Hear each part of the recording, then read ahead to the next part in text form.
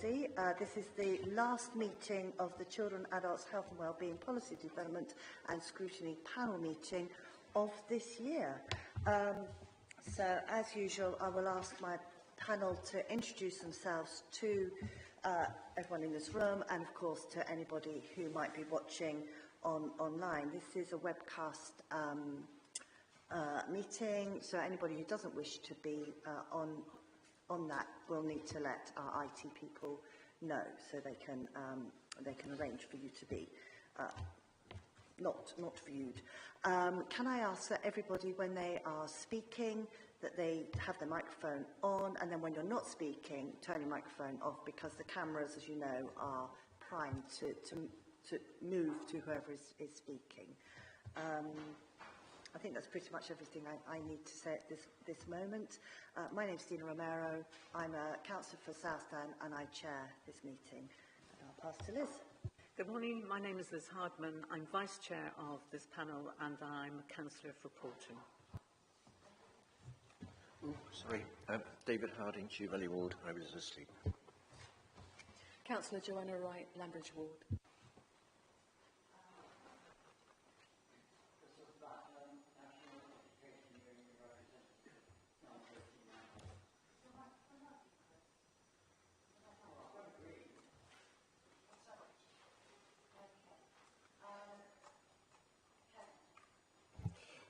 Good morning.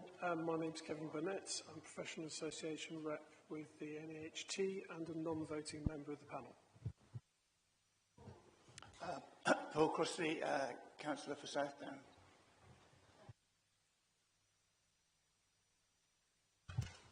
Good morning. Bharat Pankania, Councillor for Coombe Ward.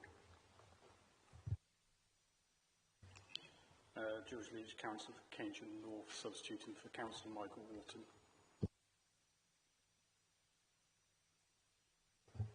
Good morning. My name is Leslie Mansell. I'm Councillor for Radstock.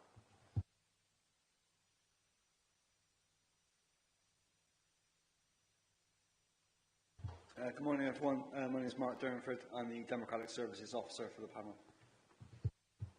Morning. I'm Kerry Williams and I provide the Scrutiny Officer support to the panel.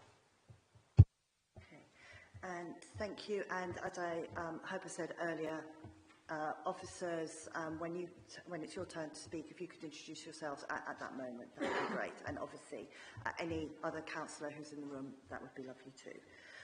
Mark, would you like to tell us what to do in case there's an emergency? Certainly, Chair, no problem. If the continuous alarm does sound, you must evacuate the building and proceed to the assembly point. From this room, you follow the green running person signs to the exit, using either the marble staircase or the main staircase. Please do not use the lifts. The assembly point for this building is the Orange Grove grassed area just outside Brown's Restaurant, and there is an evacuation chair for use by disabled people who so wish in the corridor outside the Council Chamber Public Gallery. Alternatively, the area at the top of the marble staircase has been designated as safe refuge where persons needing assistance should assemble. Thank you, Chair. Thank you, Mark. Would you like to give us any details of apologies and substitutions? Just to confirm, yes, Councillor Leach is here in place of Councillor Orton, and apologies also received from Councillor Siney. And also from Councillor Paul May, our Cabinet Member too. And I know that Councillor Amanda Rigby will be helping with some of his report. Thank you. Are there any declarations of interest? No, thank you. And there's no urgent business. And I don't believe we have any statements or questions today. Right, I'm going to move the minutes to the end of the meeting, and now I would normally invite Councillor Paul May to address the panel, but obviously in his absence, I think what we'll do is, if Amanda wants to, Councillor Rigby wants to give us any update to the report that we've received, and we will ask questions, and if Councillor Rigby can answer, or possibly with the help of officers, that would be great. But anything that can't be answered, or anything that has a sort of a political bent to it, we will ask Mark to make a note of, and then we'll get those answers in due course. Okay? So, Councillor Rigby. Thank you very much, Chair, and I do send apologies on behalf of Councillor May. He's not terribly well. As Councillor Romero points out, it may be that if there are any questions on the wider report, they'll have to be taken away and an answer provided later. But I did think it was important to turn up today to talk about an announcement that came out late last week, which is very, very, very good news, we believe. So the government announced that there was a major investment in high needs capital funding, and nationally they're committing at least £3 billion over the next 4 years. It's believed that this will create at least 50,000 new places for children with special educational needs and disabilities in schools across England, and where it is particularly welcomed by us that this ensures that more children can learn and thrive closer to home.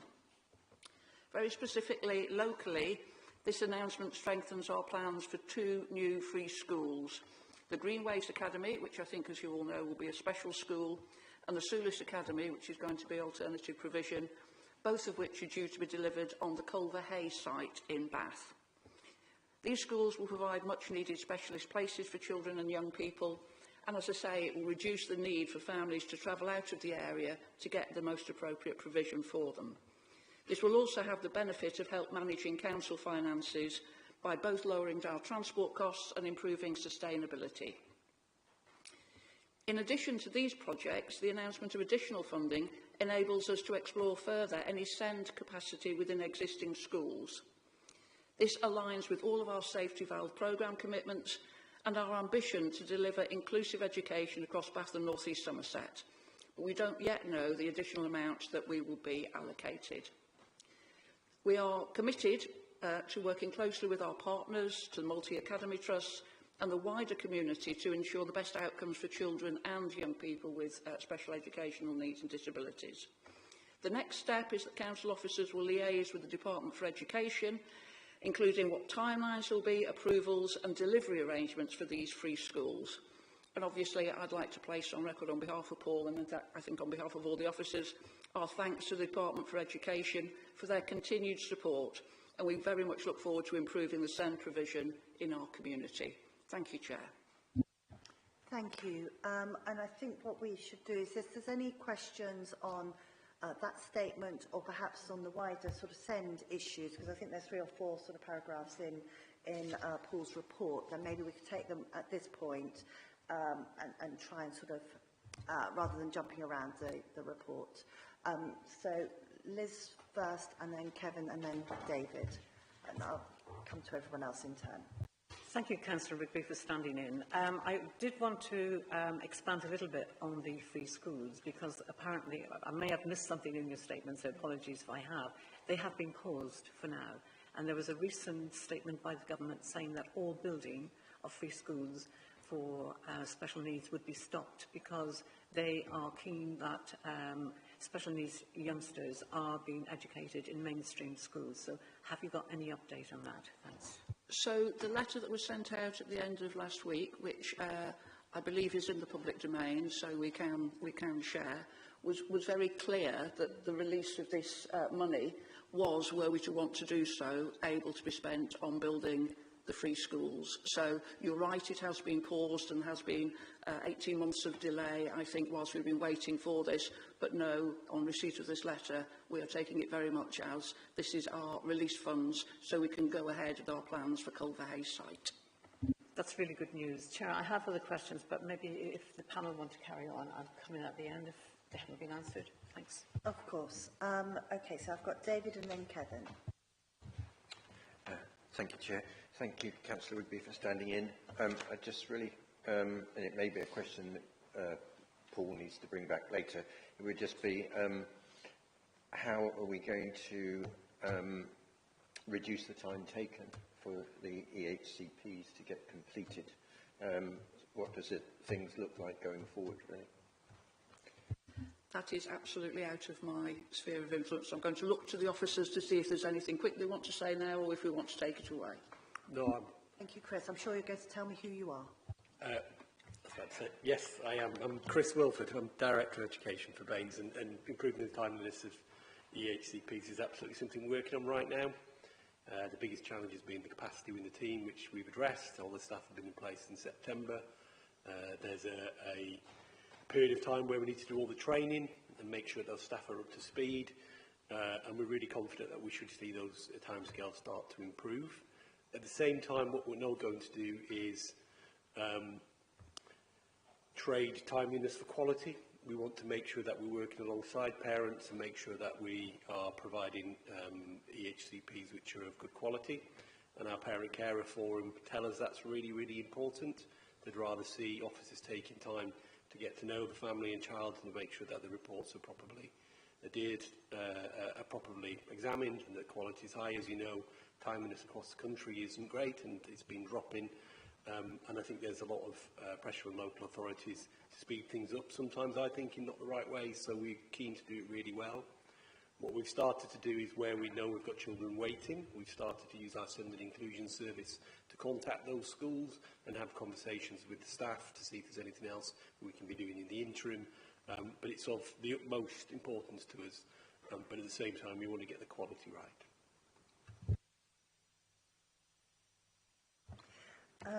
Kevin, and then Leslie, and then Joanna. Thank you, Chair. Morning. I too must have had some misinformation or conflicting information around the high needs funding, and I do hope that you're absolutely correct, I hope, in your analysis. But at the moment, the information I had was that, again, it was around high needs capital funding in mainstream schools, but it'd be lovely to hear that you're right. If there should be an issue still around the capital funding for the special school and the AP school, Sulis and Greenway, is it? Greenway, yeah. Has the council considered investing to save? Because there seems to be an awful lot of money hinged on the saving side around those two schools being built. And if, for any reason, the money is not available to complete those two schools, is there anything in the coming budget round that is being considered in the light of that? Is the first question. I'll answer the first question first. I am fairly confident that the interpretation I've given you is correct, having read the source document a couple of times. And I think it's fair to say, officers, isn't it, that because we only got this incredibly late last week, we are working through the implications of the monies and what will happen when and how this will go through. But this is money that definitely will unlock the possibilities of us being able to do what we have committed to do on the Culverhay site. Excellent. Chair, just two more quick questions, please, if I may. Are they on the send part? No, not necessarily, no. Thank you. Right. Leslie and then Joanna.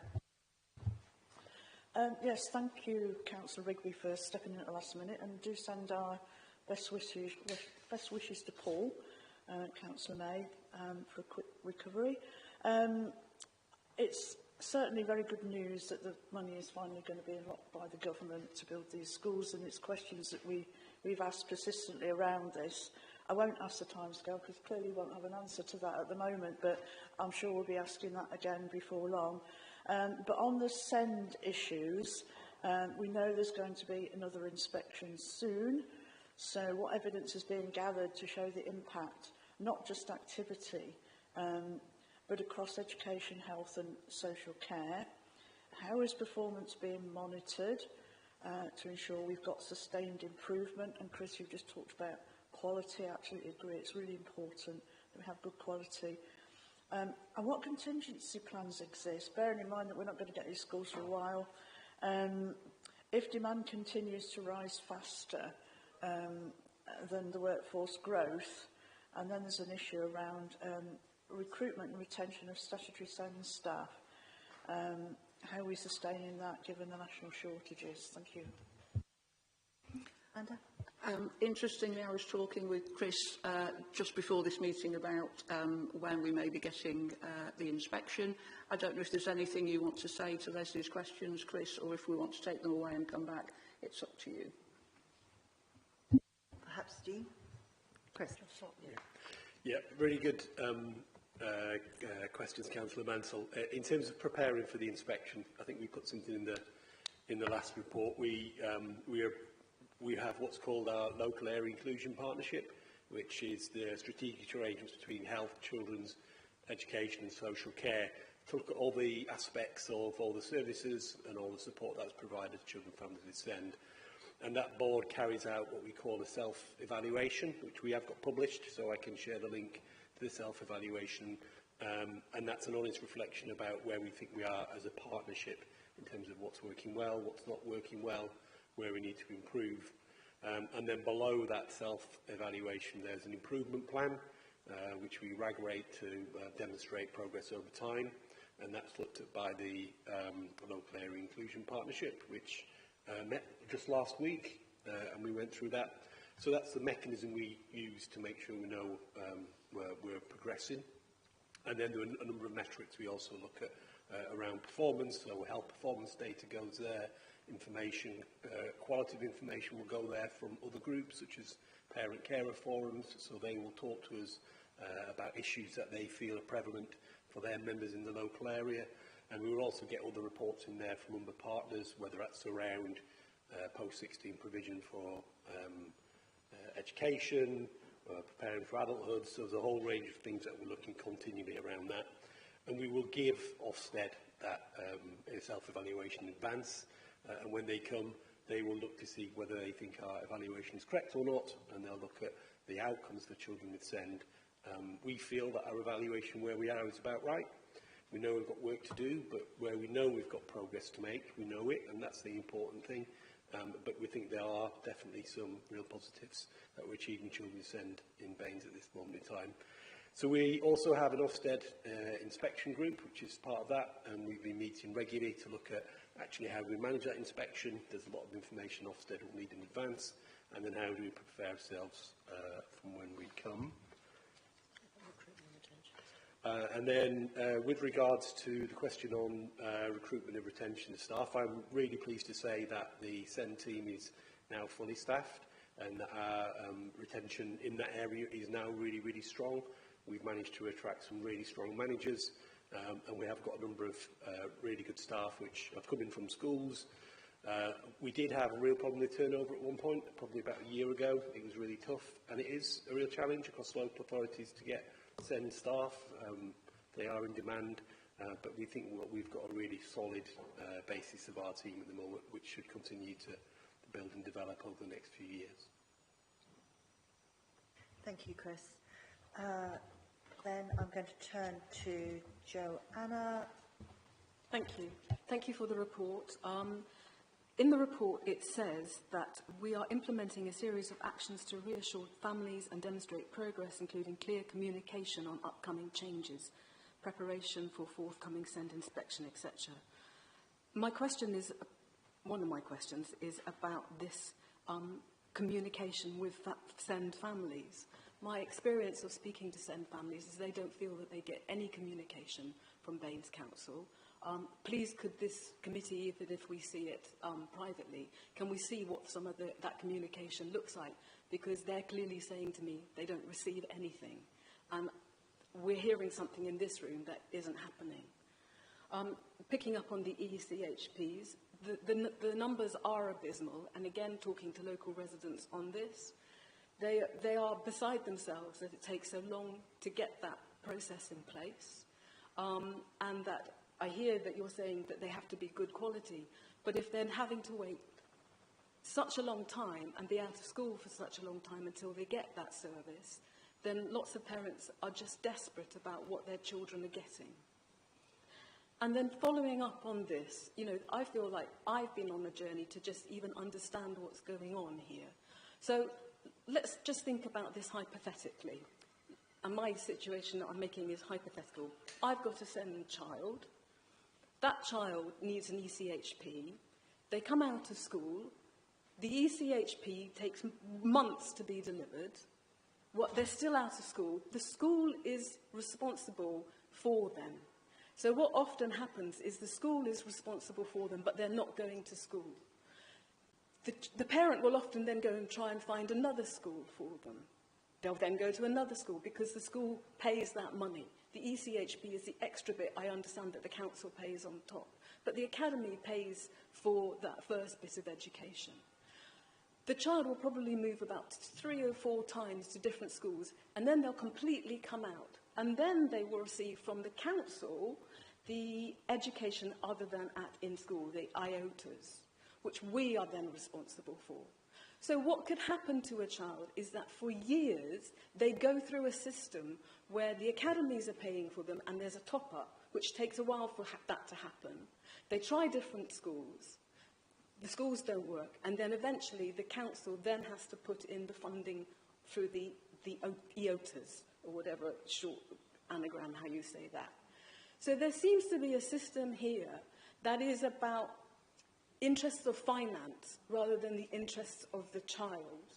And again, I am delighted to hear that we are going to get these 2 local schools, because again, the other story that you're hearing, which again did not come back to this committee but went to another committee, is about home-to-school transport, is that you have children sitting in cars, in taxis, in buses for 2 plus, maybe 4 hours a day getting to education because there is nothing locally for them. But they've had to really struggle to even get into those other systems. And then you have a whole load of kids at home who they have had very little support for years until they get their IOTA. So I am delighted by all the issues on this SEND discussion today and with the Cabinet paper, but I still feel this committee needs to know more, and there still is so much more to be done. Before you answer that, I was just thinking it might be useful if we have an update come to this panel, maybe in March or April, just so we can, I know we've had discussions before on EHCPs, just so we get a proper understanding of where we are now with what is happening with the EHCPs and, you know, and the whole system and any areas which might need strengthening in order to achieve, you know, your ultimate goals. But anyway, Chris.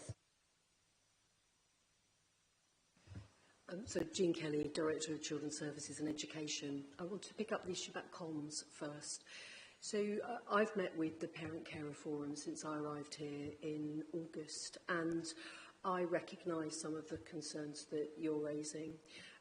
Parents have said very directly that they find it difficult to navigate, one, the system, but also information about what is, for them, and I think for many others, a complex system. And that's something that I think is replicated across a number of local authorities. It isn't specific to Baines, unfortunately. So in terms of comms, one of the things that we've been talking about, we talked about it at the Local Area Improvement Partnership last week, as much as talking about it with the Parent Carer Forum, is thinking about how we can make our comms much more transparent, much more user-friendly, and really accessible. So even down to where and how families can access the local offer, because it's a good local offer. It needs to be more widely accessible and people know where it is. So when I hear that a parent says, well, I don't know where to go for it, I don't know what the advice line is, there's a fantastic advice line number for immediate support and advice for families, we know that we need to make that much more available. So we agreed with the Parent Carer Forum that we'll do some joint work to look at how we can make that and improve that, make that better and improve that system. We are going to make much more use of the PCF, the Parent Carer Forum newsletter, and the Sendias newsletter, which reaches many, many families, and not just our Live Well platform, which is the local authority platform to get information out. So I think it's about accessibility, transparency of communication, and the plainness of that in terms of its accessibility, that we know we've got work to do to improve. So that's something that I'm absolutely determined that we will shift perception about that as a challenge and an issue. I don't know, Chris, if you want to say anything about the EHCPs? So if I start and then you come in. So I think that performance around the EHCPs, as Chris has already highlighted, is a challenge for us.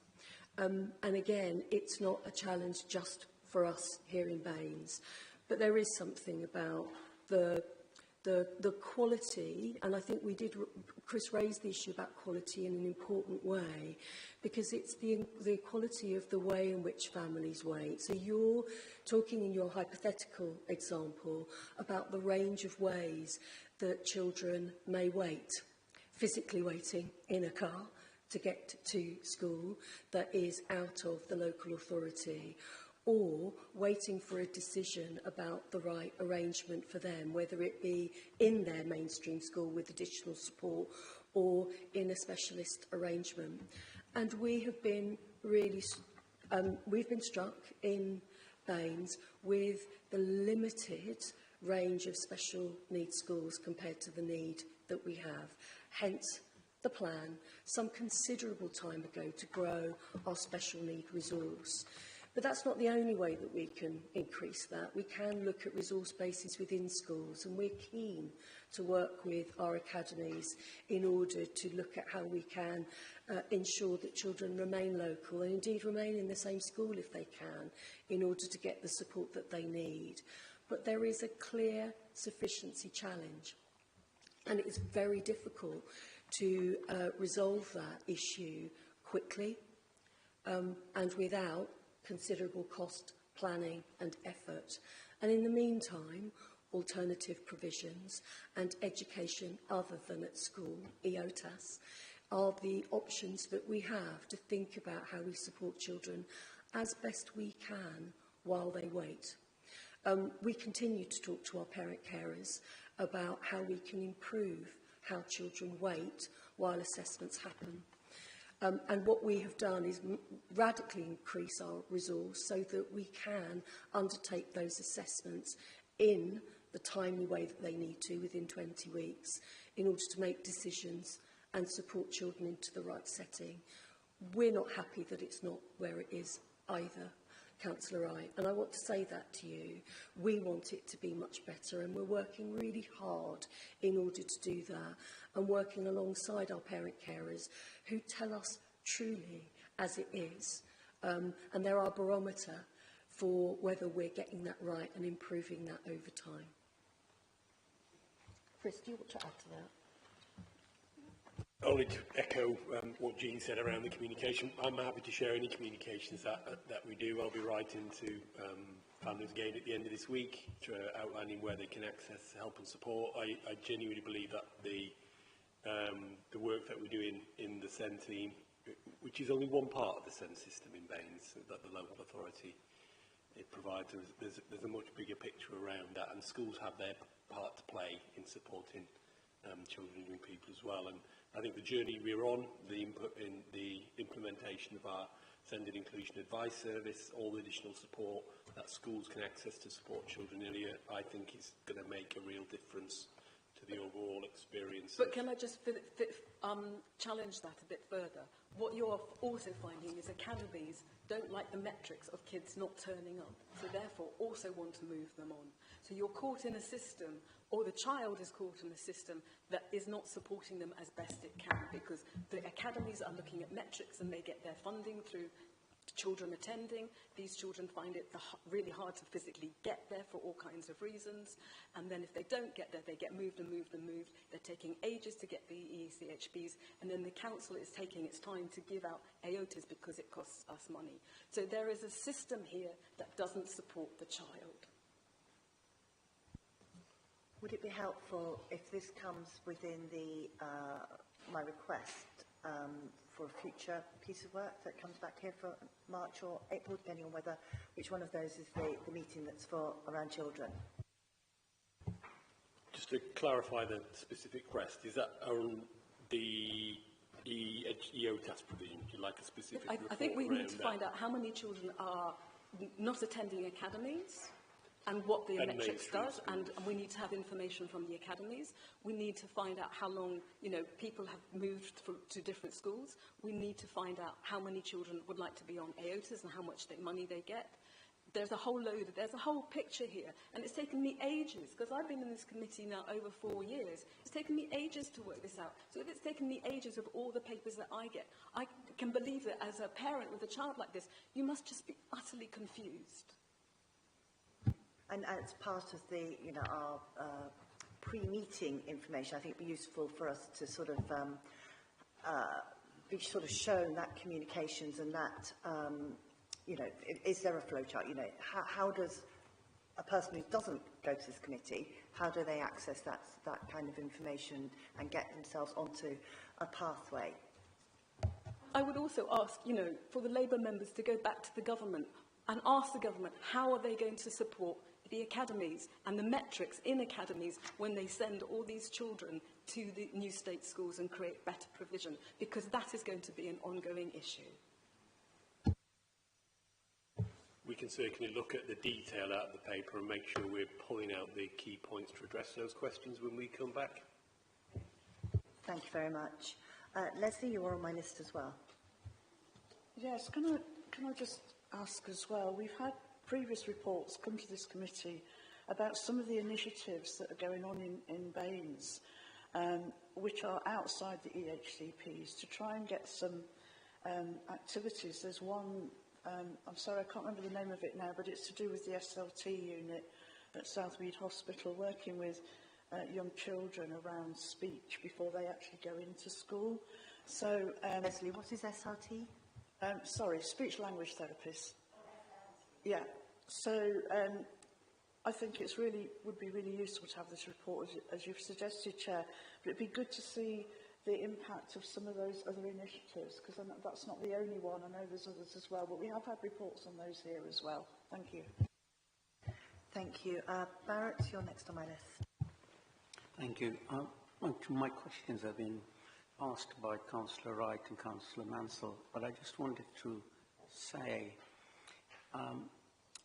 what is the mismatch between the needs and the supply that will be in place once the free schools come into being? That's the one question. The other bit that I wanted to ask is, a 20-week assessment is a very long time. It's almost a year. And then it's very difficult for the child to catch up, once the assessment has happened. And surely, 20 weeks is a very long time.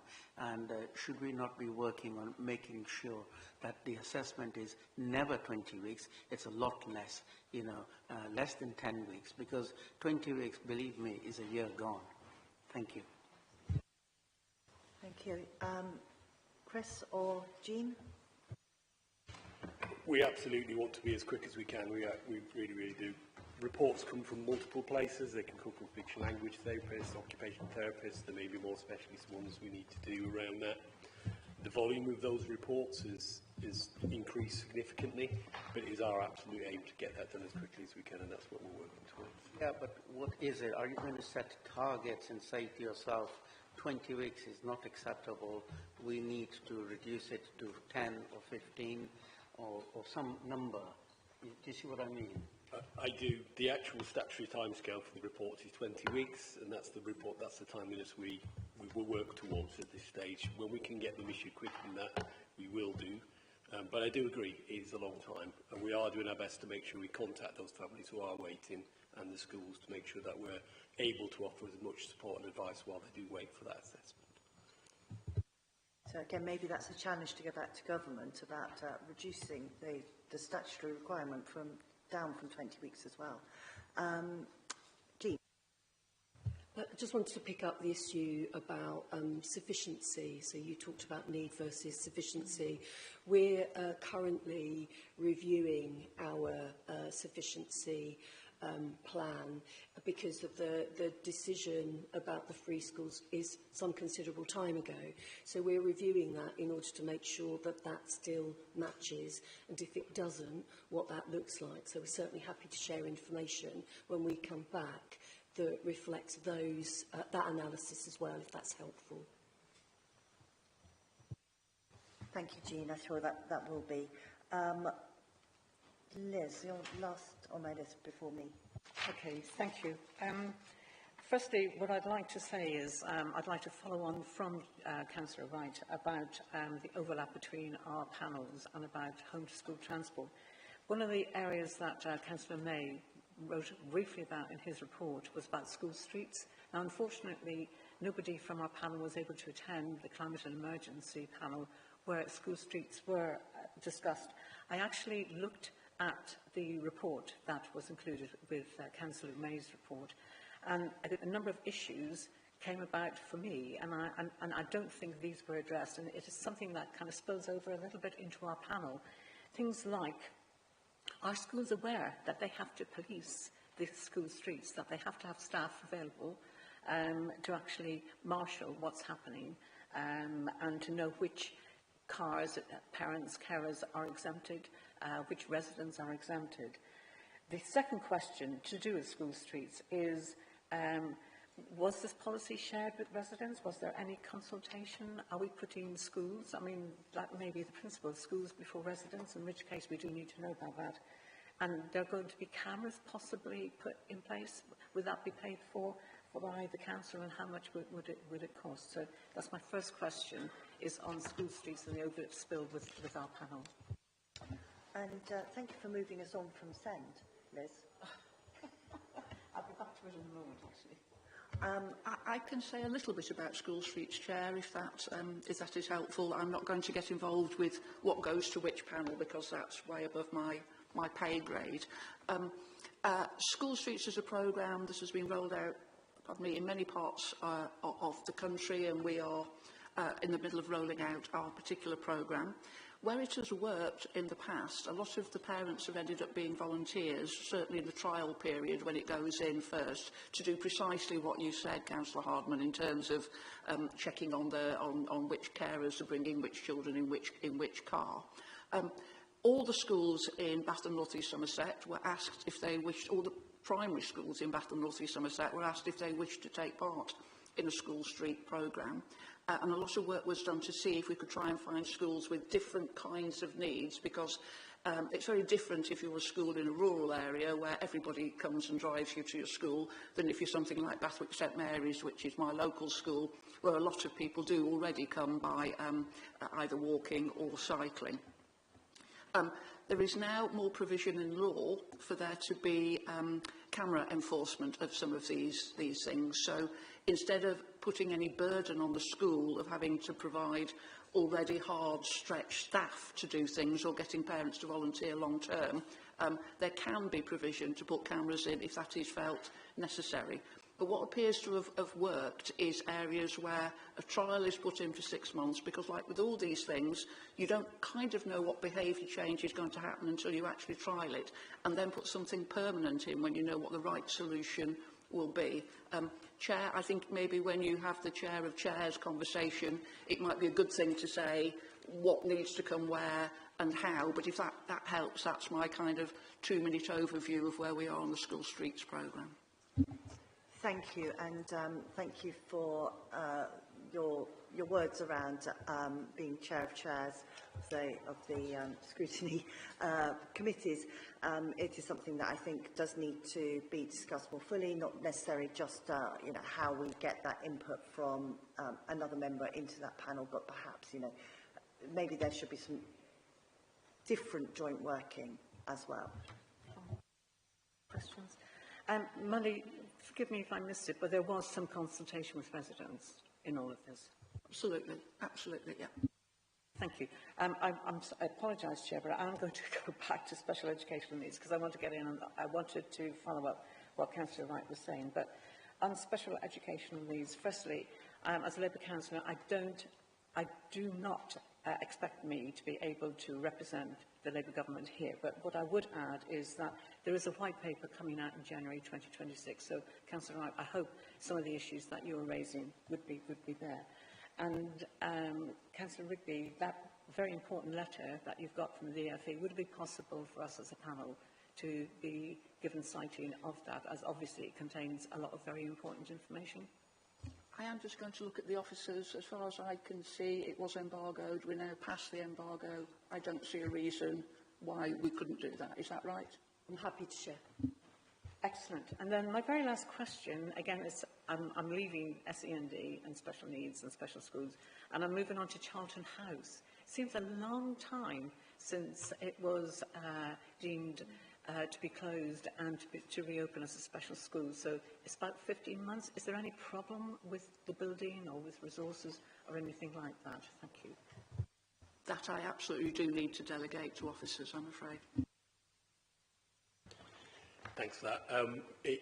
Yes, January 24 was when the decision was taken, I believe, to move to convert the facility at Charlton House into a residential school. The journey we started on was that we would make it a residential school, and by September 24, we were ready to do that. Unfortunately, when we did the procurement exercise around it, there were no academy trusts who wanted to deliver a residential school, so we had to revert back to look at what else we could do. So that's why the project has taken a little longer, because we've had to split it into two new projects. So one is the residential, is the actual school itself, and then the second part of it will be converting the remainder of the building into two children's homes, and that's where we are at this moment in time. And I agree, I would have liked that to be open much sooner, but there are, again, as it is with all opening of schools or children's homes, there is a significant process which we have to go through. So just to clarify, there will be 30 day school placements in the school element, and that is up to procurement to education providers, and the two children's homes will be for 4 children each. There's consultation actively happening now. There have been a number of market events with potential providers, and we've also had a session at Charlton House on Friday where the community were welcome to come along and see the plans and to share their views. So that really began in earnest last week with the community. Thank you, and I'd like just to add to that, thank you to your team for showing me around the building. I think it was really useful to be able to see some of the proposals in situ. I'm now going to bring in George, who, as one of the ward councillors, I'm sure has something to say on this. Yeah, thank you, Chair.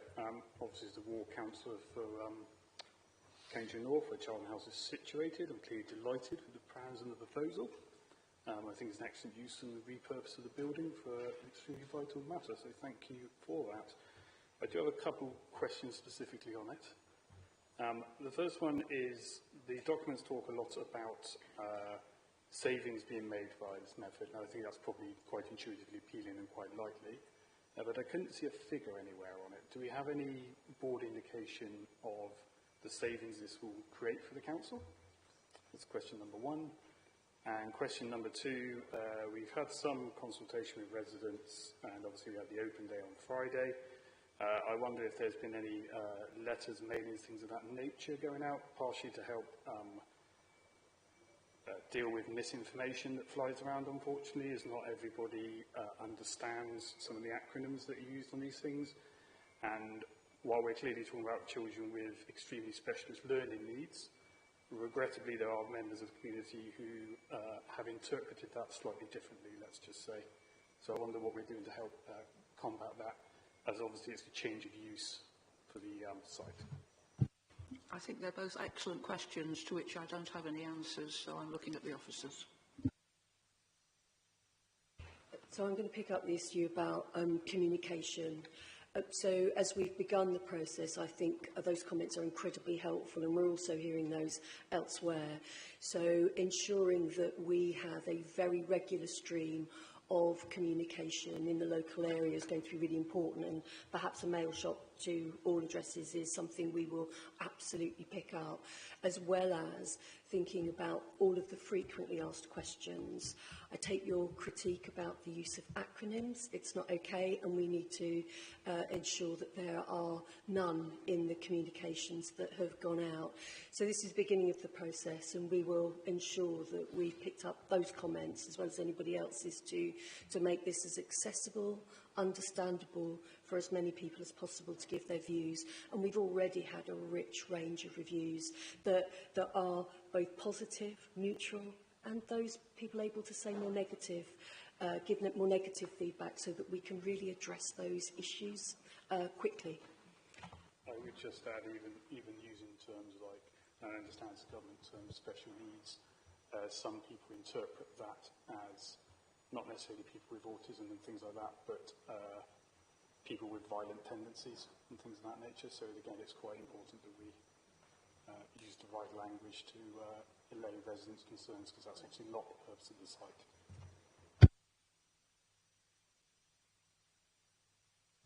With regards to the savings for child and health, we do believe that this will be a project that will save us the money that we spend both on the school placements. So at the moment, though, these will be targeted children perhaps going into independent schools, which can charge anywhere between £70,000 to £100,000 a year.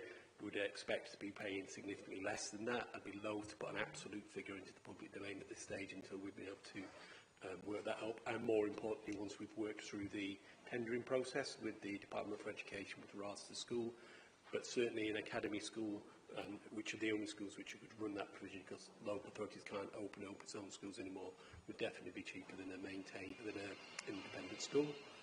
I'll let the bottles finish. And then we also believe that the two children's homes, once we've gone through the procurement process, will also offer us savings compared to, again, using out-of-county providers. The ability for us to have a much closer working relationship through the local authority council means that we can be very more specific about what provision they're delivering in those children's homes. Our social workers will be able to walk to that provision from where they work in the Keynsham offices. So we would also be delivering savings on that. But again, I think at this moment in time, until we've gone through the procurement process and we know who our provider is and what costs there are, because there's an envelope that they work for when they bid, again, we'd be loath to put that. But as soon as we're able to provide those figures, we will do. Thank you. Now, were there other questions on other parts of the report? I know we sort of have jumped about a little bit. So I'll take Leslie and then Kevin. Yes, thank you. I've got questions around the free school meals auto-enrolment. So we were promised figures on this for ward-level opt-out data, but we're told it's not been retained. So what new mechanisms will be brought in to make sure that that information is captured and reported in future? Leslie, do you mind speaking up a tiny bit? There seems to be a lot of activity out in the car park. So then, what are we doing to try and understand why families actually opt out of the free school meals, auto-enrolment or otherwise? And then how will the success of the auto-enrolment be measured in terms of reducing child hunger and improving attendance, etc.? And what baseline standard will be used? I've got some of the questions as well, but I'll leave that one there for now. Thank you. Okay, I think Councillor Rigby's passed straight to you two. Thank you very much. Yes, I did go back and ask if we kept the welfare team, if that they kept that data around the number of opt-outs by ward. They hadn't retained that, so I have asked them when they repeat the exercise again if we can get that information, and if there's any anecdotal information we can get about why parents wish to do that, or if they wish to disclose that information to do us, we can ask around that. I haven't as yet been able to think about what the metrics we'd put on the additional take-up of the free school meals, and that would affect attendance. We will probably need to give that some additional thought, but there's perhaps work that we could do with those schools to help us capture that information, because it's really important, and I think it's a really positive thing that children, the uptake in children has gone up, and we know that will provide them with the food and nutrition that they need during the day. So we can certainly give that some thought, but I'll be frank and say that I haven't got the exact answer to that at this moment in time. Can I just come back? I thought there was some work being done with the university around the health of children. Is that correct, or is it not? Not that I'm aware of. But if my colleagues are aware, no, I'm afraid not. I can check. That's good to hear. I'm going to cheekily just jump in with a quick question of my own about this, which is, am I right in that pupil premium still follows the free school meal take-up? It does, yes, yeah. So if you're entitled to free school meals, you become entitled to pupil premium. However, the government has changed the legislation, which does bring in more children, so families who are on a higher threshold of funding that entitles them to free school meals. However, that band of children don't attract the pupil premium, and that's the difference. Thank you, and I'm sure there'll be questions about whether those children can be auto-enrolled as well, but I appreciate that there's less incentive for schools then. Yeah, so those additional children are being auto-enrolled, so we're picking them up, so they are attracting the eligibility for free school meals, but that new eligibility of children who are living in families with a higher threshold don't attract the pupil premium, which I think is really disappointing. I think I would agree with you, Chris. So Kevin, you were on my list. Are there anybody else who has questions on any other part of this paper? Okay, Kevin.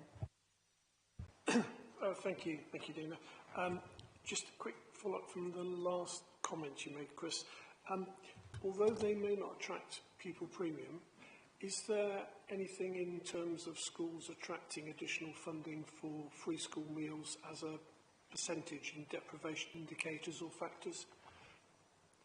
But then the quick other couple of questions that I had was one around, do you keep, or is there a way of keeping, a note of how many children are currently in mainstream schools that should be in alternative placements? And whether that could be updated regularly for the panel through the lead member report, so we can see the impact of what things are happening and how things are going, would be really helpful. And this was raised quite a while ago, and it may be that you've reviewed it since, but homeschool transport as far as HERS is concerned, there was a question a long time ago when a member of the HERS team raised a question through me about the fact that the children are transported to a particular place for education, whereas in the past, the HERS teacher would transport themselves around to the children rather than having to transport them in, which also saved that issue of children not wanting to get into taxis and so on. Has that been reviewed recently? Because looking at the figures, a huge increase in terms of transport costs for HERS, and whether that's been reviewed recently. So I think your first question about free school meals as an indices relating to whether schools are attracting more funding sounds like a technical schools finance question, which I'll have to take away and ask probably Richard and Morgan, because that feels like it relates to the school funding bit. The second question, remind me again. The children in mainstream schools. Yes, we do have that. Yes, we do have that figure, and that's something we could bring in the report when we do around EO tests. So we do hold that information. And your third question relating to the HERS transport. So we are at the moment looking to look at whether we can provide more efficiencies around the HERS transport, and whether it's more efficiently done by the provider themselves doing that transportation. There has been an increase in costs for children attending hospital education reintegration services, and it would be cheaper for tutors to travel to the home. However, what we know is it then becomes much harder to get children back into a school environment. So the actual ethos of the hospital HERS service is to get children where we can back into small groups accessing education within HERS, and that follows best practice around delivery of hospital education services, and it's something that we work really hard to achieve, and it helps us then think about supporting children when they're ready to integrate back into a school environment. Thank you. Could I just, would it be possible, not just in the report, but to have those figures of mainstream children leading in terms of placements on a regular basis through the lead member report or something? Thank you. So I'm going to ask the last few questions then. I apologise that they do go a bit back into send again. But I'm picking up, I think, on Kevin's point. I think it's also been really useful for us to understand the consequences of what I understand government's new proposal, which is to sort of raise the bar in terms of which children then are described as needing those additional needs as well, because I think that sort of fits in with Kevin's request as well, because clearly there will be a consequence then for providing additional support within sort of like mainstream school as well. And that kind of leads me to my next question, which goes back to the original statement from Councillor Rigby on the additional money that's coming in to provide new schools or new school spaces. But what about the funding for the staff? You know, where is that money coming from? And is that something that government has also thought about? Or is the expectation that somehow councils and MATs and schools will have to find that themselves? And then my final question, which is going back to free school meals, and that's about Ever6, which is for those that, well, perhaps you would be better off explaining that, but as I understood it, there was an expectation that if a child had ever received free school meals, that for the next 6 years they would then be entitled to some additional support, perhaps through pupil premium, etc. So it'd be interesting just to hear a little bit more about how that is now going to be played out, because I think government are stopping that, or at least stopping some of it for some students. Unless they're not. I'll take your last one first around the Good, Ever6, isn't it? Ever6, yeah.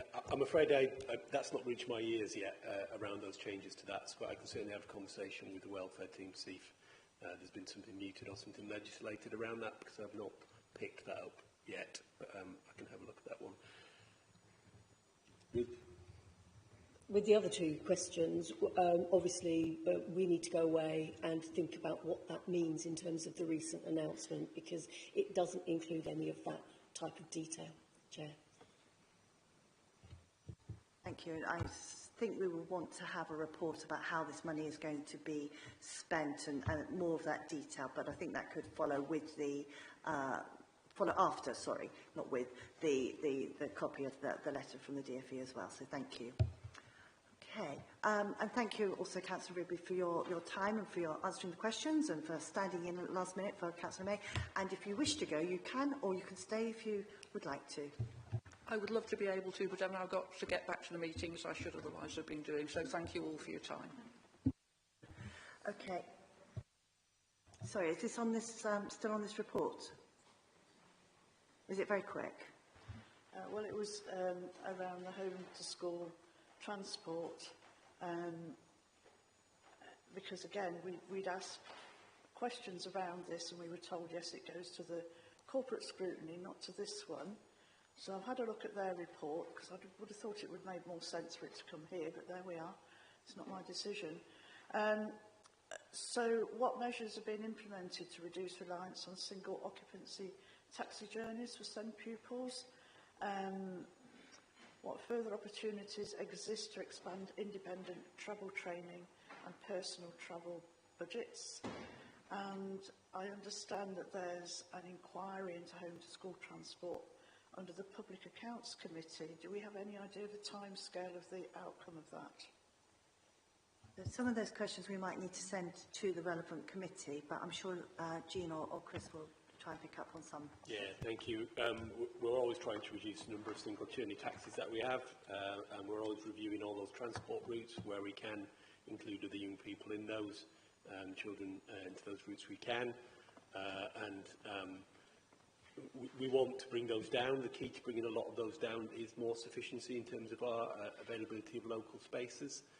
We are bordered by a lot of other local authorities, and we are a small local authority, and there are lots of schools around those borders, and then people with individuals' needs will go to some of those schools, so there won't be an existing transport route we can put them on, but where we can try and bring those down, we want to. And I know that the travel team always review those routes regularly.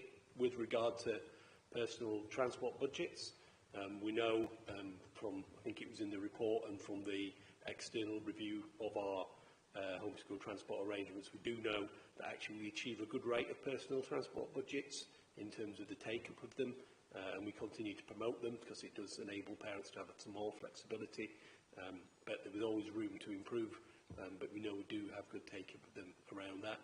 The independent travel training, that same report, which is referenced, I believe, in the report that's gone to a different committee. We know that we've got a little bit of work there to try and improve the take-up of independent travel training. We do find it slightly more challenging in the northeast rural parts of Baines, where the transport isn't there to do independent travel training with, and that is a challenge for us, and that's something that we're very keen to support any improvements in some of those rural transport routes for our children and young people, and that will help us do the take-up, which is mainly based around the more urban areas. But I think your question does sort of highlight that need to, find a better way of doing some joined-up working, on these kinds of issues. Okay, thank you. Right, I'm now going to move to the next item, which is the IRO annual report. Luckily, we have the words that Paul May might have said in his cabinet update to us. I wonder, Jean, if you wanted to just add anything else that's in addition to the report, and then I'll turn to Sarah. Yes, so Sarah Hogan, who is our Head of Service for Quality Assurance and Safeguarding, is here to present this report. It is an annual requirement that this report is completed. We are looking to, in future years, have this ready earlier in the year so that it can come at a sooner point for everybody to consider. It does detail both the work of the Independent Reviewing Officer's service and how they undertake their duties, as well as the impact that this has for children and young people in our care. So, having said that, I am going to hand over to Sarah, who's going to share some key information from the report before opening up for questions. Thank you. Do you think you could turn Chris's microphone off as well? Hi, I'm Sarah Hogan. I'm the Head of Service for Children's Quality Assurance and Safeguarding. I'm the Manager of the Independent Reviewing Officer Service. So the annual report this year is, as Jean said, in future years will be completed in Q2, so that we've just got a bit more of a timely response into some of the issues that are identified in a reporting period. So for those of you that aren't familiar with the IRO service, the duties and roles and responsibilities of IRO are governed by the Adoption and Children Act 2002 and the Care Plan and Placement Regulations, and the IRO Handbook is the statutory guidance that IROs follow. A child in care in Bath and North East Somerset and nationally is to be appointed an independent reviewing officer upon being placed in local authority care. So within our area, I'm the person that allocates an IRO to a child. We try to create some kind of consistency for that child, so if they'd been previously subject to a child protection plan, then the same independent chair who oversaw that plan would become the child's IRO because they then kind of know the child's story and their journey through our systems and their experiences in life to date, so they don't have to retell their stories and families don't have to get to know a new person. As you'll see from my report, there was some disruption to our service in this reporting period, with the departure of 3 independent reviewing officers, one for kind of career opportunities, one for, was due to kind of retirement, and another for personal reasons. And as you'll see, that kind of had an impact then on the timeliness of our child in care review. In Q1 and Q4, you'll see that there was a dip in the timeliness of reviews for some children. We do pride ourselves on trying to provide consistency to children, and it's really unfortunate when children have to experience a disruption to their IRO, because it's someone we want them to have consistency of relationship with. In this reporting period, 54% of our child in care cohort were male and 46% female, so that's out of the 220 children in care at year end 31st of March 2025. You'll see in the data that the majority of our children are in that 10 to 15 year age bracket. Obviously, children under 12 months is a small cohort, and we try to seek permanency for those children as quickly as possible. The legal status of the majority of our children in care, they were underpinned by a care order, which means the local authority share parental responsibility. The child's parents still have PR, but the local authority has overriding decision making. And so a care order would suggest that that child's permanence plan, so their long-term care plan, is that of foster care. Foster care can mean different things. It can mean children being placed with their family or a relative, and it doesn't necessarily just mean a local authority foster carer or a foster carer from an independent fostering agency. And as you'll see in my report, some children are placed in residential settings or in 16+ provisions. Where children are subject to a placement order, that means the court has agreed that adoption is the best care plan for that child. And nationally, we see a decrease in those. If you looked at annual reports kind of years back, you'll see that was a high proportion of children, but there's much more proactive work and preventative work being done, one, to keep children within their families, and two, where there are concerns around safeguarding, making sure that kind of services are in place to kind of address issues of concern and risk. Children in our care who had a disability, we had 37 children out of 220 who had a disability, and for some of those children, their parents had approached the local authority to ask for support in meeting their child's needs. And where we do that, we work really collaboratively with parents, IROs in particular, seek the views and wishes and feelings of those parents, and we look to see how well supported those children are, particularly as they are most vulnerable in terms of some don't have verbal communication.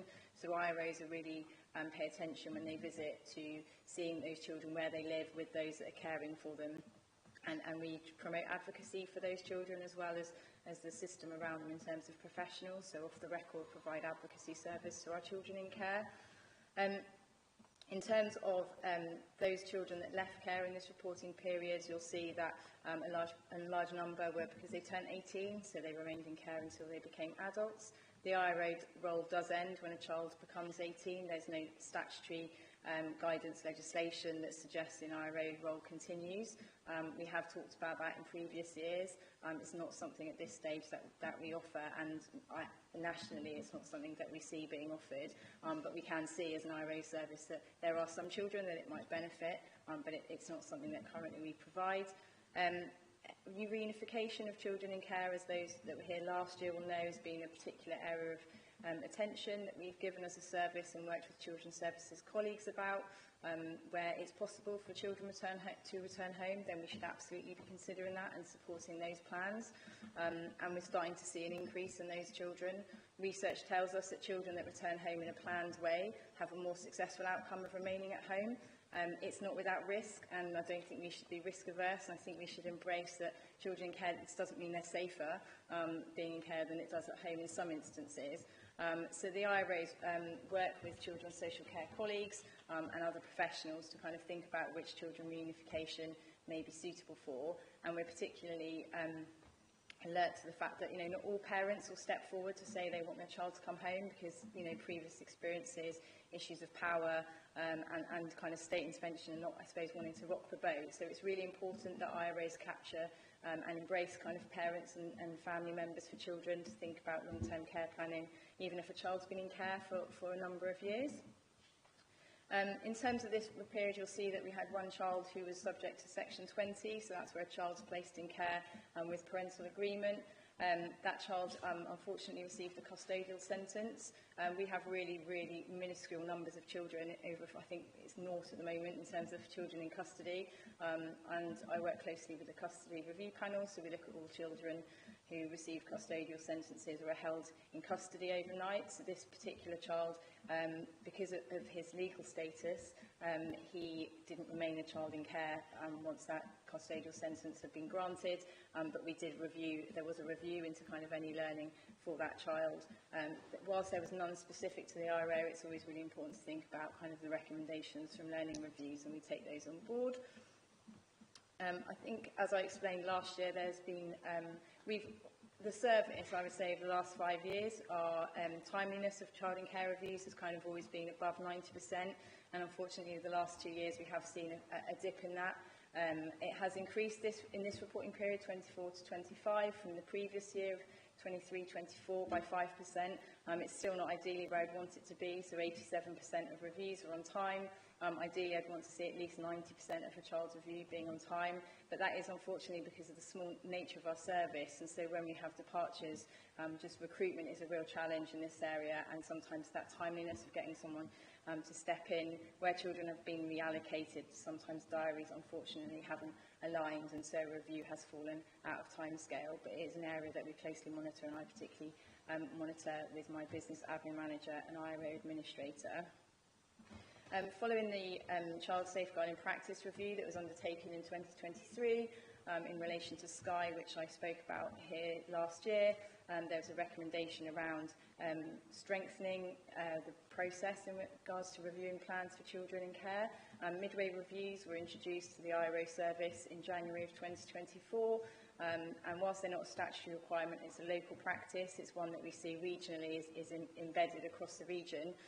So midway reviews were being undertaken. Unfortunately, as I've stated, in this reporting period, so 25 to 26, next reporting period, we have had to take a pause on those for 2 quarters due to capacity and demand within the service and being such a small service, but they are being reinstated, and children where we've had concerns around their care planning, placement stability, levels of need, then we have done those midway reviews, but they haven't been explicitly for all children in care, but that is being reinstated at the start of Q4 of 25-26.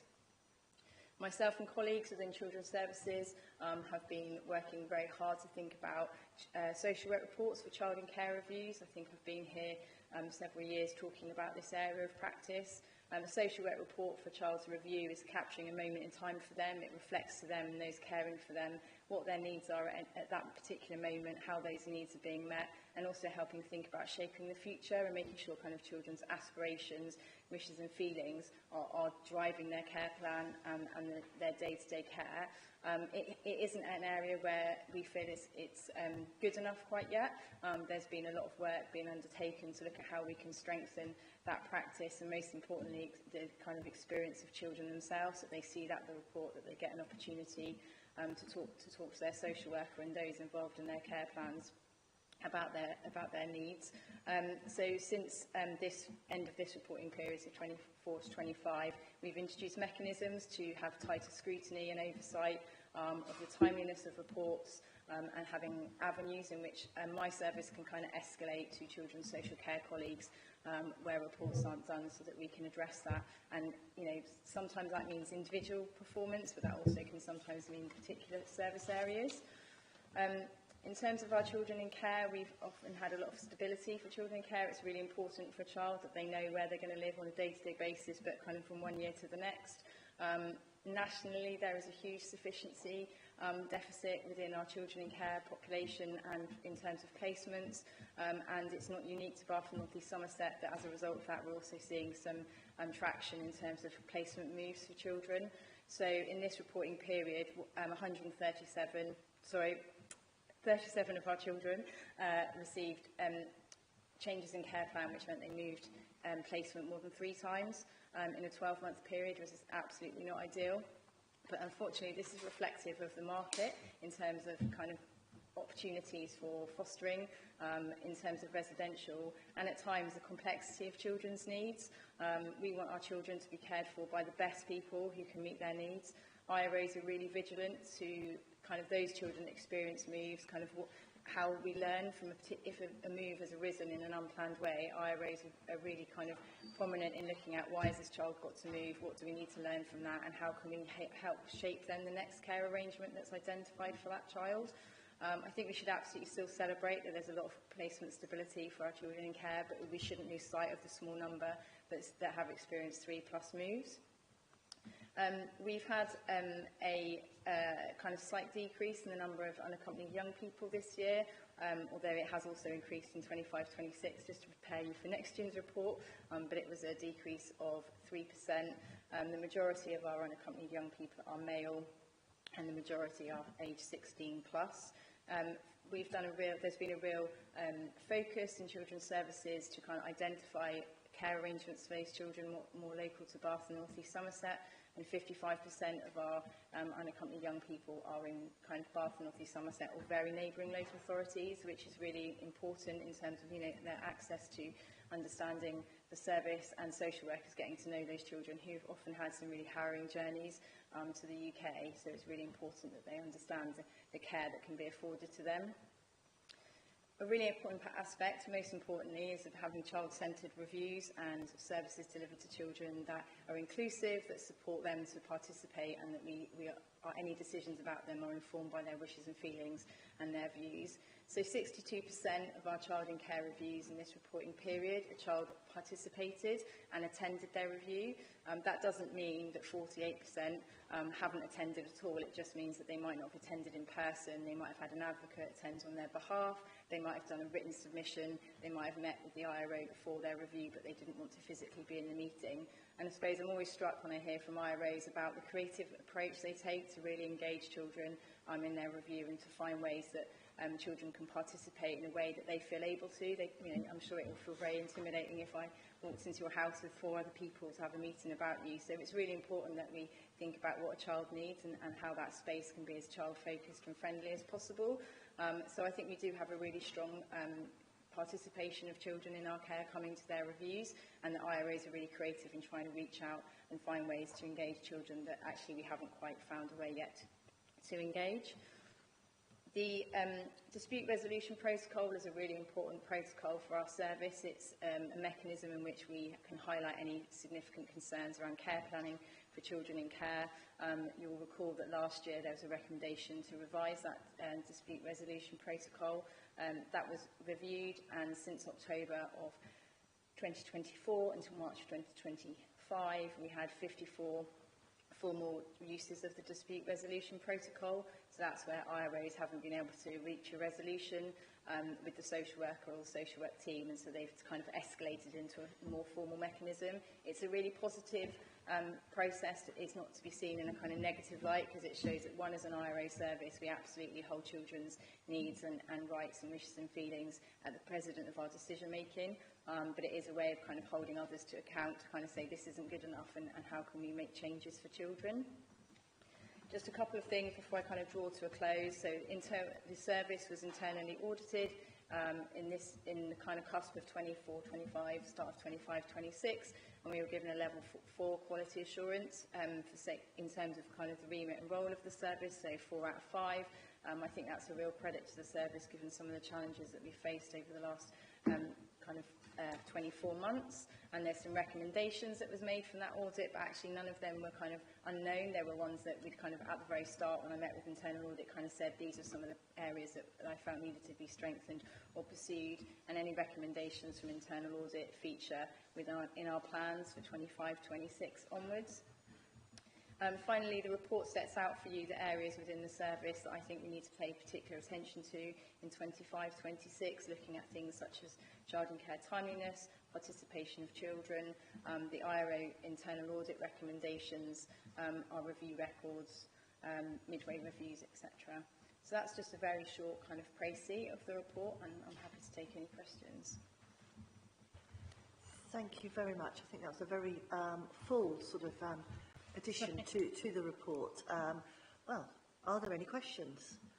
Okay, so I'm going to take in order I saw, so David, then Kevin, and then Liz.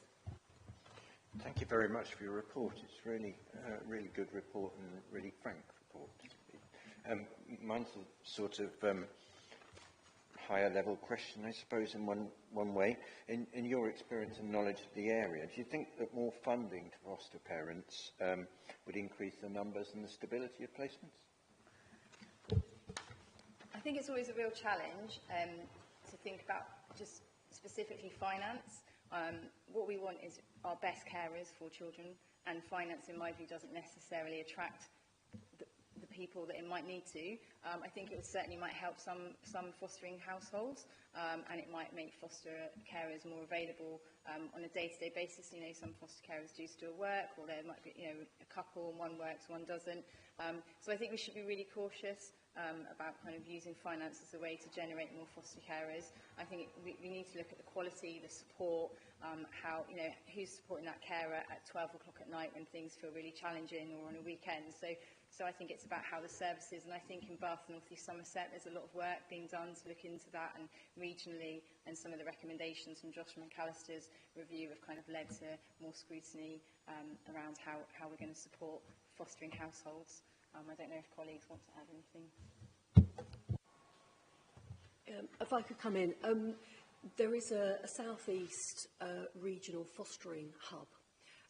There are hubs across the country thinking about fostering and how we can attract and recruit more foster carers. Josh McAllister is due to publish a report or a plan as to how he is hoping that we across the country will together recruit 50,000 new foster carers. So across the country the numbers have been going down, whether that's local authority numbers or independent fostering agency numbers.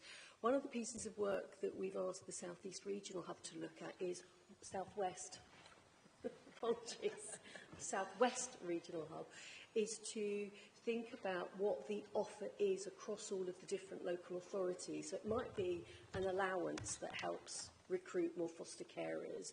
It might be other things. So some local authorities give concessions on council tax or more wheelie bins. Or there's a whole range of incentives that really have been shown to increase the likelihood of a foster carer stepping forward or sticking with a local authority. So we're keen to look at all of those types of measures, and we do have a placement sufficiency work stream at the moment looking at how we can increase local foster carers in Bath and North East Somerset, which I definitely know is in the southwest. So forgive me for that error. It's okay, I'm glad you corrected yourself, because I was going to ask that question as well. Chris, sorry, were you about to come in as well, or were you just looking coiled? Okay. David, did you have any other questions? Do you want to turn your microphone off? Okay. Thank you. Right, on my list I have Kevin, and then Liz, and now Joanna. Thank you, Chair. Well done on the internal audit and your level 4. On page 37 of the report, sorry, that's in my pack, anyway, it's the same pack as yours, you mentioned that delays in seeking adoption orders being a result of child complexity of need and the adopters wanting assurances as to the support plans they're going to have. Recently, you may have heard about the fact that 100 children in the last 5 years have been returned back from care. I just wondered what the role the IRO service plays in both the transition to adoption and also maybe supporting that adoption process, and what happens when it starts to break down. Thanks, Councillor. So an IRA remains involved until a child is no longer deemed a child in care. So their oversight for any child that transitions from foster care to their adopters doesn't change in terms of, you know, it would be exactly the same, so they don't kind of reduce their involvement. A child's care plan shouldn't change without the ratification of an IRO, so there should always be a child in care review that's held prior to a child moving a care arrangement. So where the care plan is for adoption, an IRO would track kind of family findings, so what attempts are being made to find families for those children. When families are found, an IRO would absolutely want some assurances around kind of what matrix is being used to look at how those adopters have been deemed to be the most suited, best suited for that child.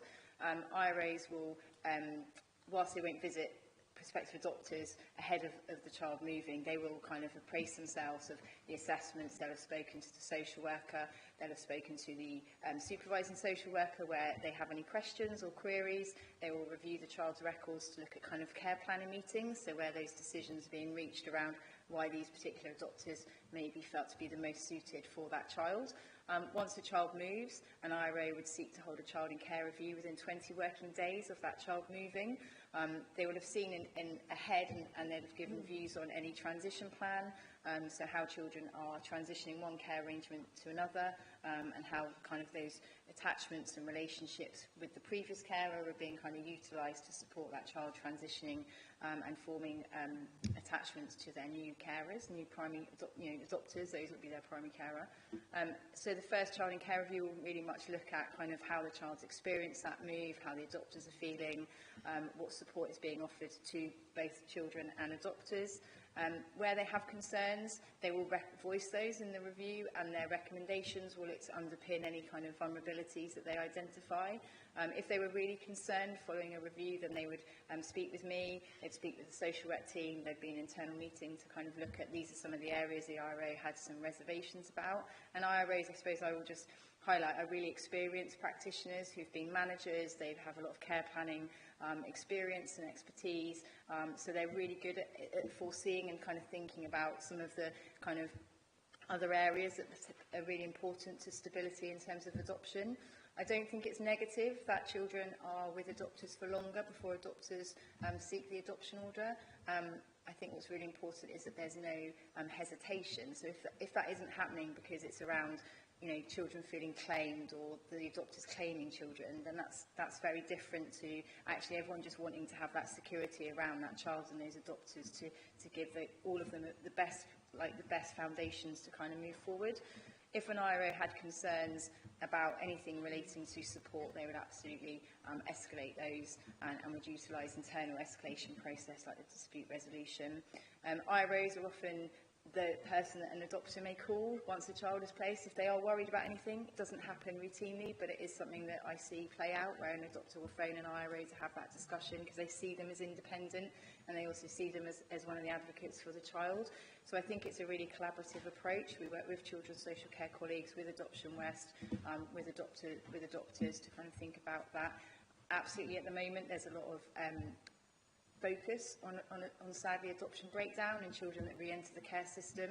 That is absolutely the worst outcome for everybody. I don't think, you know, any of us that walk into a forum where we have to discuss children whose forever family hasn't been able to be, you know, sustained. We need to think about how do we repair those relationships, what do we do, how do we enable children to return to adopters where possible. If a child returns to care, then an IRO will be allocated where that child is resident. So a child who's placed for adoption and placed with adopters in Bath and North East Somerset, we might not have been the placing local authority, it might have been a local authority from outside, so Bristol, Wiltshire, it could be further afield, but if they're in our area and that care arrangement with their adopters breaks down, then they would enter into our care, and as such an IRO from my service would be allocated. And what's really important is those key moments is like what's happened, what's led to this, what services were being provided, did everything that was meant to have happened for that child and those adopters happen? So a lot of scrutiny and review to then think about the what next. We want children to go back to adopters where possible, and we know that it's a real area of difficulty for everybody because, you know, usually adopters have experienced a lot of challenges that may have led to them getting to that point where they feel that being able to parent at this time isn't something that they can do. So it's about a whole system approach. So hopefully that answers your question, Councillor Bennett. Is this a particular, in relation to other authorities or other areas, are we fairly Are you fairly happy with how our adoption system and placements work and keep stable in Bath and North East Somerset?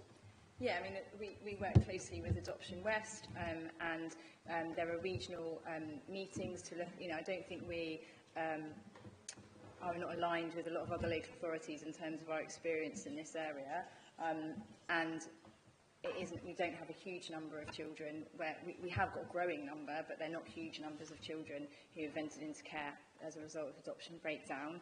I sadly think that the national picture for foster carers and adopters is very similar in that, you know, our adopters, there are less adopters than there are children in the care system waiting to be adopted. And I would say adolescence appears to be the area that we're now kind of dealing with in terms of children returning to our care.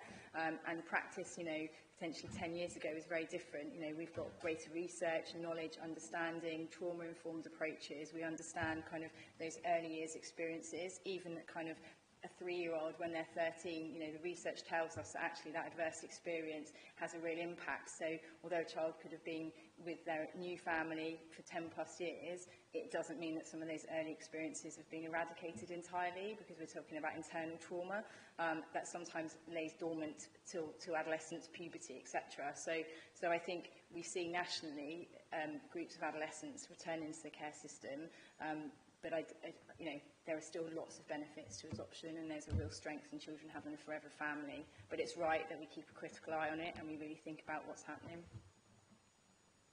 Chair, can I have one other question, please? Thank you. On 12.4, it looks on the table of dispute resolution protocols that concerns are being escalated higher. Is that just my misreading, or is that a system that you're having to now scream louder at the system, or are people using it more, or what? I think as a result of the CSPRs, the Child Safeguarding Practice Review into Sky in 2023, it really shone a light on that perhaps within the IRO service there was a lot of resolution reached outside the formal dispute resolution protocol, and having had sight of the full review, which not everybody is able to see, it really bore out the kind of difficulties in the IRO wants to be a critical friend to children's social care colleagues, promoting the needs of the child, and at times have perhaps tried to resolve things at a lower level for too long, with the right intent, not because, you know, the child's needs haven't remained paramount. So when we brought in the revised dispute resolution, so when I returned last year in May, I spent the first 3 months kind of looking at systems and approaches and practices.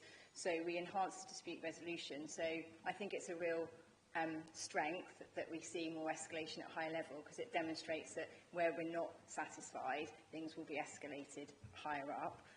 And so Assistant Director is obviously the highest in terms of dispute resolution, but if we were incredibly concerned, then we would have obviously, outside the dispute resolution, go to the Director of Children's Services, and IRAs have the opportunity to go to CAFCAS. We've never done that in the 6 years that I've been in tenure as Head of Service for the IRA service. But I think it's a real positive, because actually it shows that we're bold, we're brave, and we'll do what we need to do to kind of improve people's lives, and particularly children's. Okay, so on my list I've got Liz and then Joanna. Thank you. Thank you, Sarah. That's a very comprehensive report. I've read it twice now, once for corporate parents and one now. In the internal audit, you've got level 4, which is a substantial assurance. So I know you've mentioned timeliness in your reports, but obviously, overall, we are very assured that your service is outstanding and is excellent.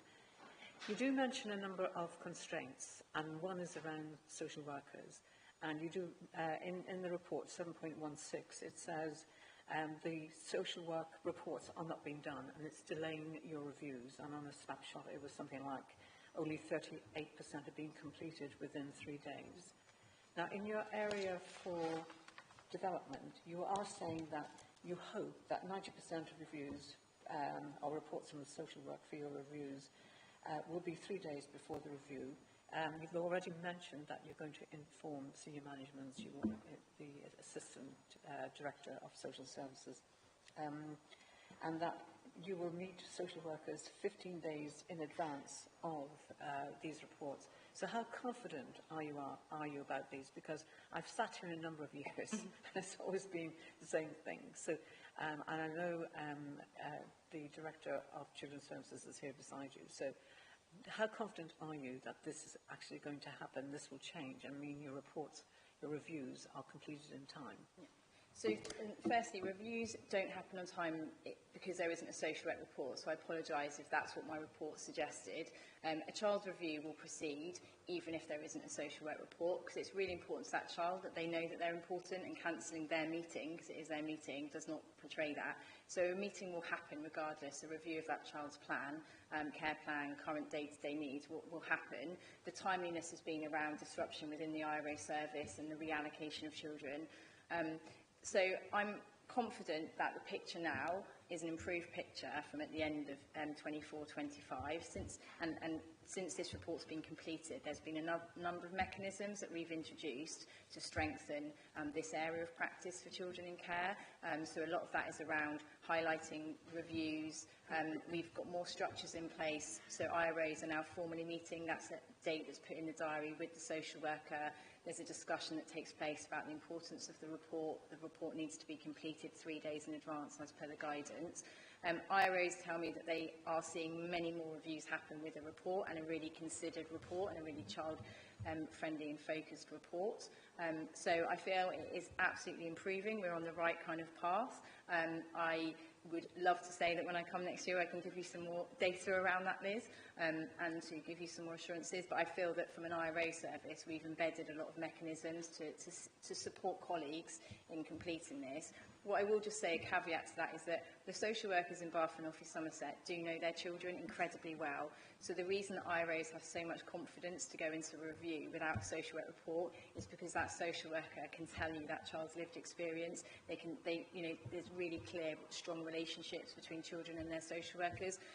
If we didn't have that and we didn't have a report, I'd be so concerned that we'd be escalating that further in the system. But yeah, I give assurances that that is something that currently we are proactively working on, and myself and Phoebe as the Interim Assistant Director have had many discussions and meetings to look at how we can strengthen that. It is also something you see regionally and nationally around, my equivalents in other areas kind of have reported the same. So, in connection with that, you mentioned post-18 that you have concerns about meeting up with the adult social worker regarding transition, and you also mentioned about placement stability, that you're very concerned that, I mean, we look and see with horror that 37 children, obviously for lots and lots of different and complex reasons, had 3 or more moves, which must be incredibly difficult for them. So, what you've just said, do you include those in what you're saying as well? Yeah, so in terms of placement stability, IROs are really alert and aware to the kind of issues for children in terms of permanency and stability of placement, and IROs are really proactive. So if there's disruption meetings, so there should always be a disruption meeting if a carer is given notice and said I can no longer care for a child, or stability meetings where there may be kind of wobbles, and a lot of IROs in reviews kind of ask carers away from the child, to score where they would be in terms of they feel incredibly kind of confident and things are going well, to kind of, lower number where they don't feel that, they feel wobbly about being able to continue to offer care. So that's one barometer that we kind of use to that an IRO uses to understand the reality. I think it's a real challenge because an IRO could do a review this week and a carer could indicate everything was fine, and then next week there are instances where a carer might be really struggling and it feels like it may have kind of come out from nowhere. So it's about the system working collectively together, the supervising social worker for the foster carers, the social worker for the child, the IRO, all of the kind of expertise coming together to think about that. So I think there's a lot of attention paid to those children in those critical moments to really think about what they need going forwards, and IROs are really present in those discussions, and are really not influential, but are really able to offer their kind of knowledge and understanding of children and their care journey. Thank you. It's unfortunate we have to wait a year before, looking. Oh, not quite yet. The chair has just said to me before we get a follow-up on what actually is happening. But you are very critical in 13.2 in your concerns about social work practice and Jean, I'm hoping that you might be able to respond to this. It's where things like the completion of a child in care reviews, visits to children in care, up-to-date care plans. There are a number of issues there that you're worried about with social work practice. I'm assuming they have been raised to our new director of Children's Services, and hopefully something we might hear something about those. Maybe, perhaps now, maybe in the future, as part of a future report, that these have improved. But these are your concerns, Sarah.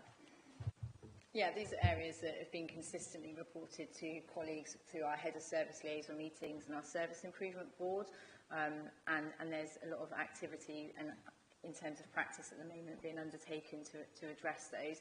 Again, this obviously we're in December of 2025. This was capturing end of March 2025. So I feel like we have moved, some way. Obviously that doesn't bear out in this report. But I'm not as concerned as I was in the summer when, in the start of kind of Q1 of this new financial year as I was then.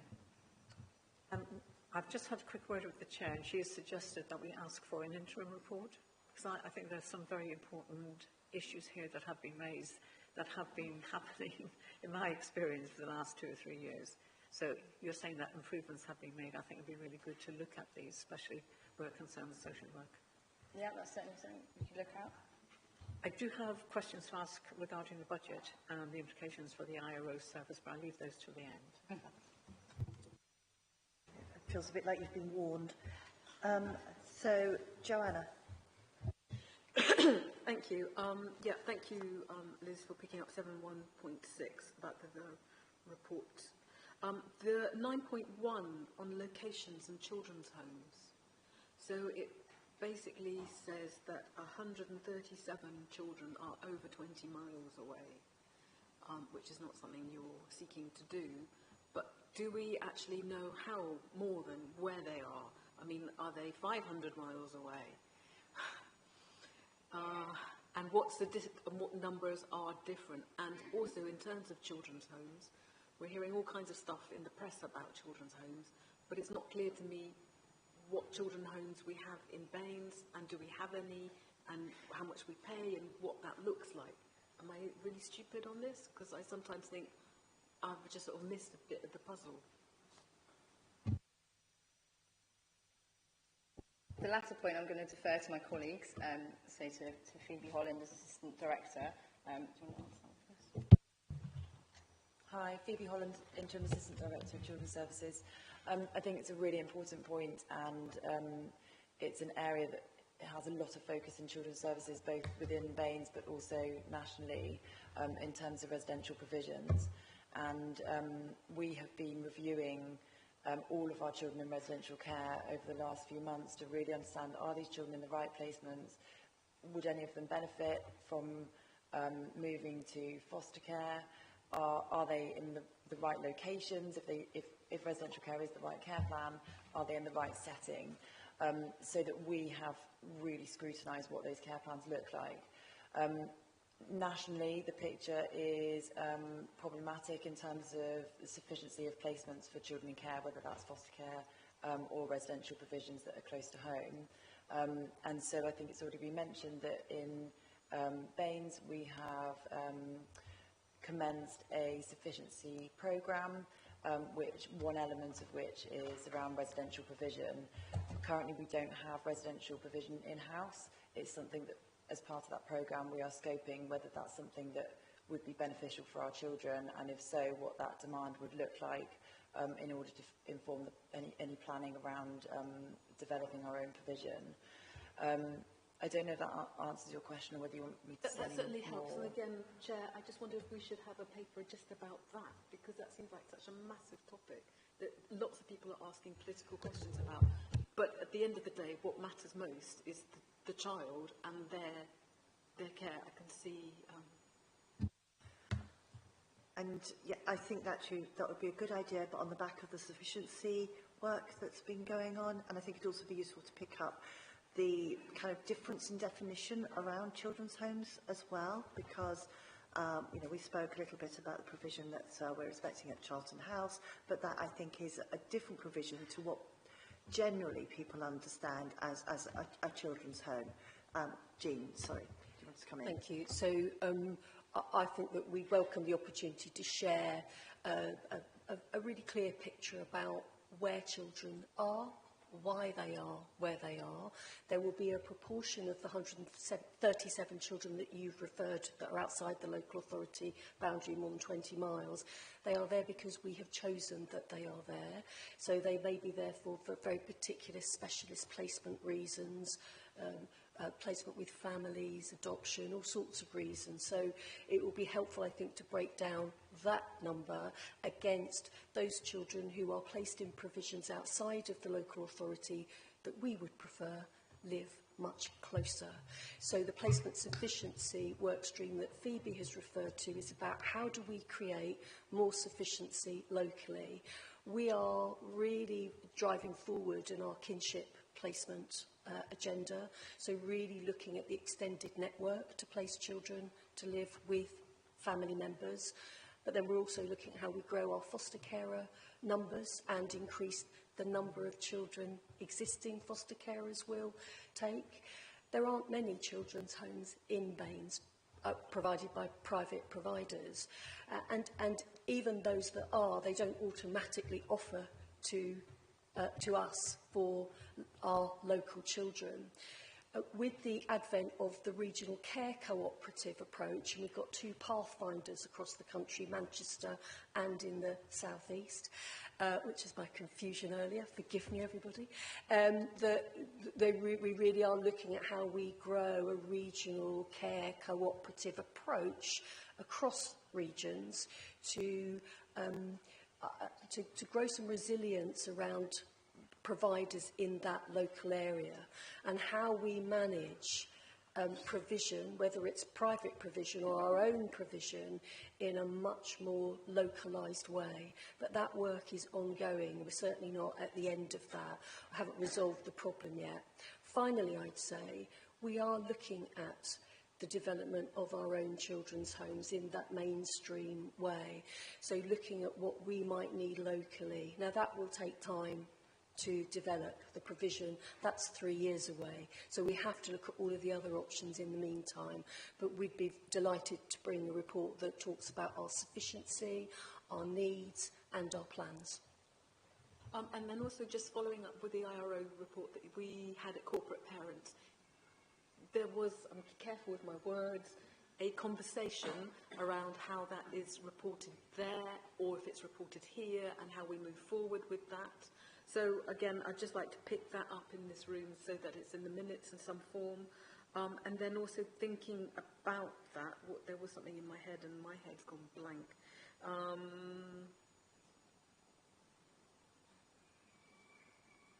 It has gone completely blank, sorry. But I do think that how do we make sure that this IRO report... Oh yeah, I was actually going to pick up, I know that from Corporate Parents, from the other, we know we've met with care experienced people, and one of their concerns was that, you know, they lived outside of Bath and North East Somerset, and now that they're older, all of their relationships are farther away, even though they now come back here and get support. There's an element of tension there too, that creates other, well, it's good that they have relationships everywhere, but how do we support them with making those long distance relationships endure? And then also the corporate parents, and how do we have the IRO report at corporate parents and here? Thank you.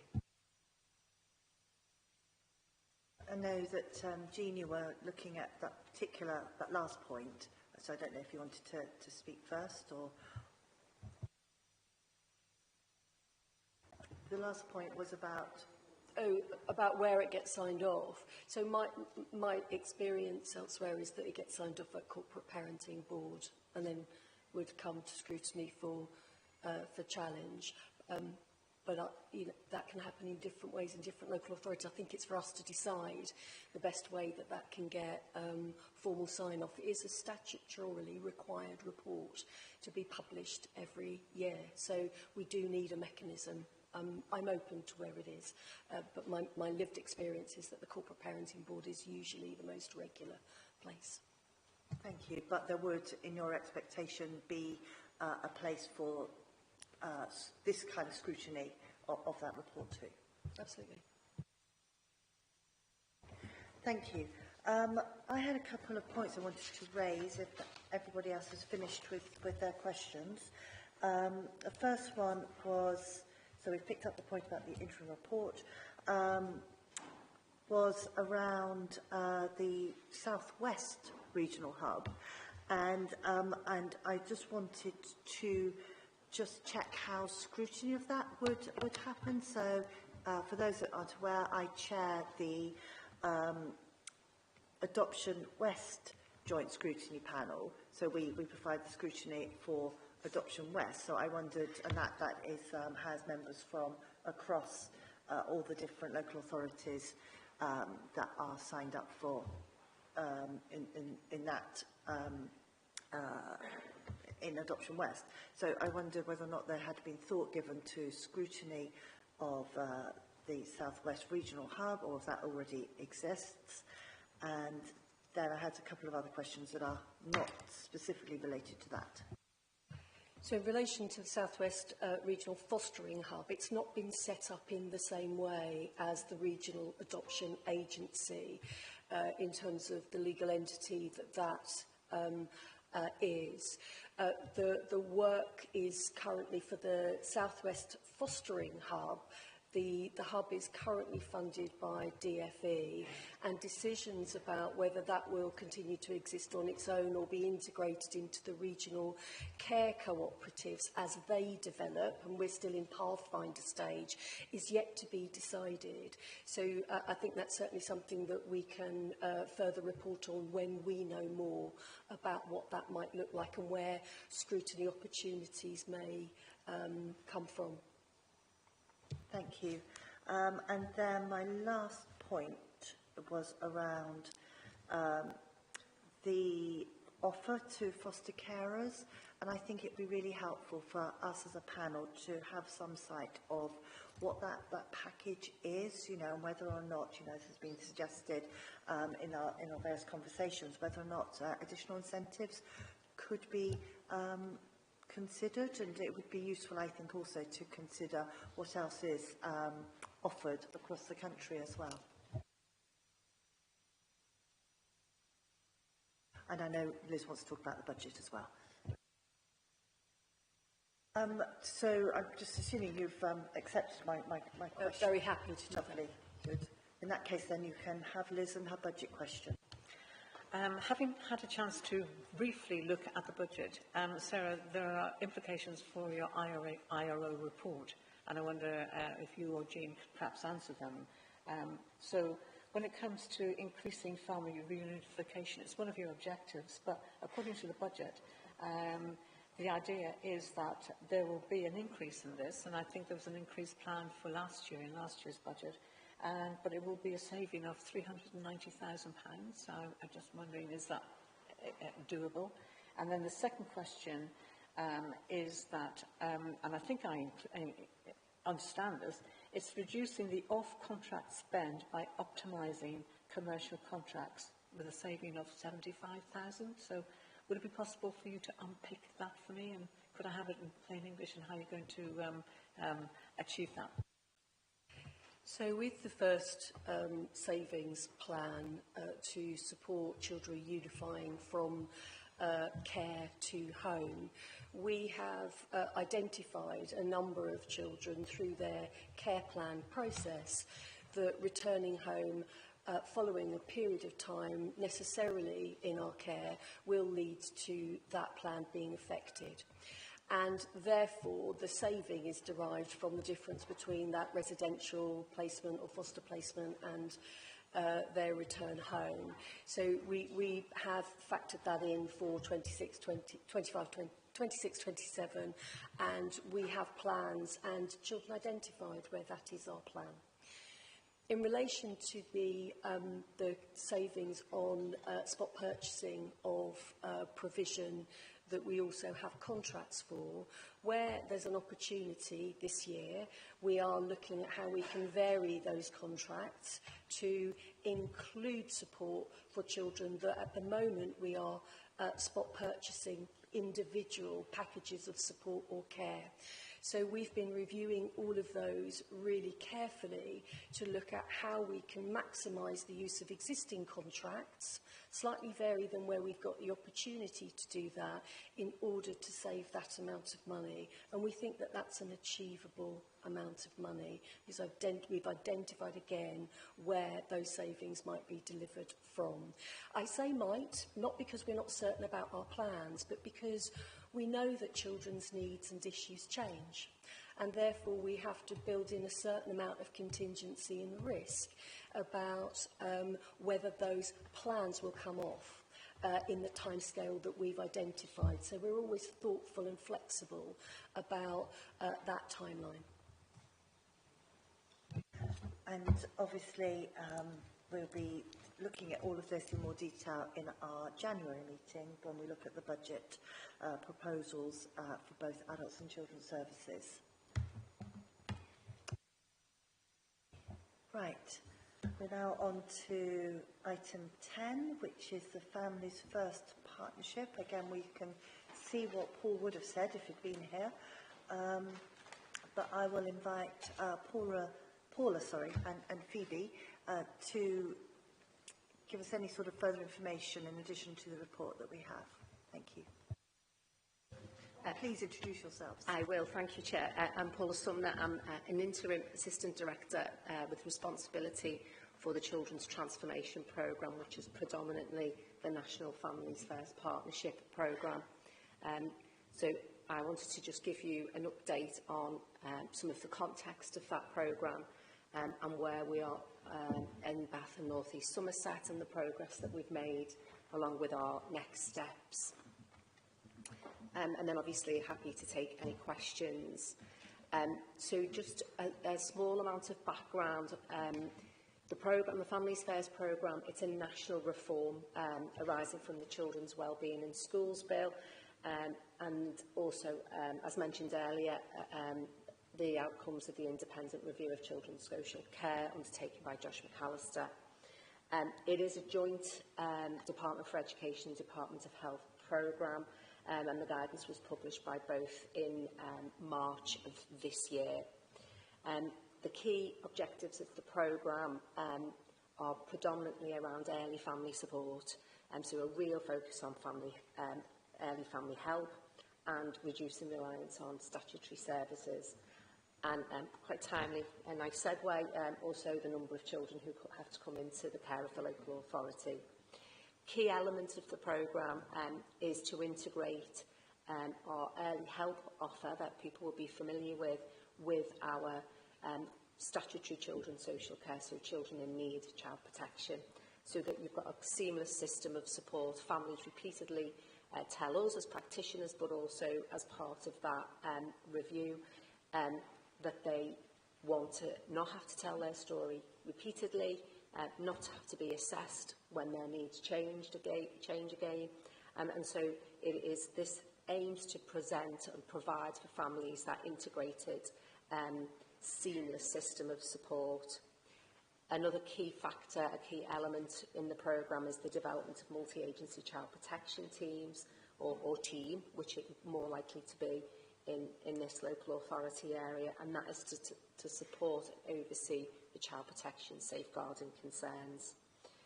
And then finally, a key strand is around family group decision making, so that families really are, right from the start of our involvement with them, involved in their decision making about things that affect their lives.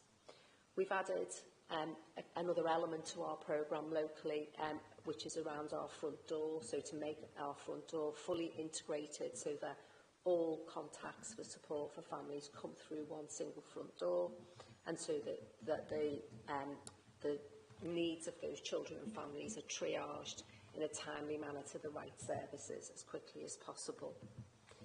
And just worthy of note really that the Families First programme has been heavily influenced by the National Panel's review of 2 high-profile child deaths that my colleague Sarah referred to, that were published in 2023, and that's really underpinning the requirement to develop the multi-agency child protection teams, with experienced lead child protection practitioners kind of leading that work.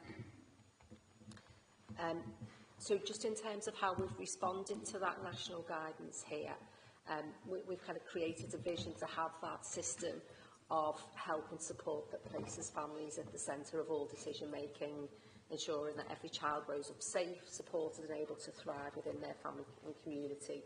So again, reiterating that desire and ambition to have children living in their local communities. And so we want to support that by developing an integrated approach which really place an emphasis and priority on early intervention and prevention, a real commitment to work collaboratively across agencies so that we can collectively identify emerging needs and respond in a timely way with tailored holistic family support. And that approach to empowering families through family group decision making. We take it, this programme is quite significant. It's a huge amount of transformation work required across the country. So we've taken a really organised, programmed approach to this. And we've done a lot of work on understanding our demand and what our demand has looked like over the last 3 to 5 years. What does our current staffing establishment look like, including the skill sets we've got, but also what financial resources have we got, and so that we can match our family help teams and multi-agency child protection teams. They've got sufficient capacity to meet that demand. So we've reviewed all of that, and we've reviewed all of our processes and systems right across the system so that we can really have a clear understanding of how we operate currently, where we need to be for the future, and what do we need to do to get us there. So that is all being led by our overseen by our Children's Transformation Steering Group, chaired by the Director of Children's Services, and we've got heads of service from within our team who are leading on those pieces of work. The report, you'll see in the report, the governance structure. We've got quite a lot of governance put in place so that because there are lots and lots of moving parts in this programme, so a really clear programmed approach is allowing us to stay focused and track all of our activity. Just really important to note that the programme itself, the Family Affairs programme, does not have its own statutory footing as a standalone legal requirement, so there's been no requirement to change legislation. It is operating within our existing statutory frameworks, primarily the Children Act, working together to safeguard children. So it is primarily policy driven at this point. However, we are expecting some statutory changes through the Children's Wellbeing in Schools Bill when that finally gets royal assent. Just a brief outline of the funding. So we had some transformation funding from the Department for Education for the current financial year, and the report sets out clearly what our commitments are there and what we have remaining allocated. So we received around £477,000 in the year, and we've got around £51,000 yet to commit. But we know that we've got a significant amount of workforce development, so we will profile that spend for the remainder of the financial year to ensure we support our workforce through this quite significant transformation and change. Just briefly update in terms of progress around the work streams, that those key working groups around our integrated front door, the development of family help teams, the development of a multi-agency child protection team, and our approach to family group decision making. So the working groups have spent the last several months working right across all disciplines and agencies to develop a series of options for how we will translate the Families First programme into Bath and North East Somerset to best meet the needs of our children and families.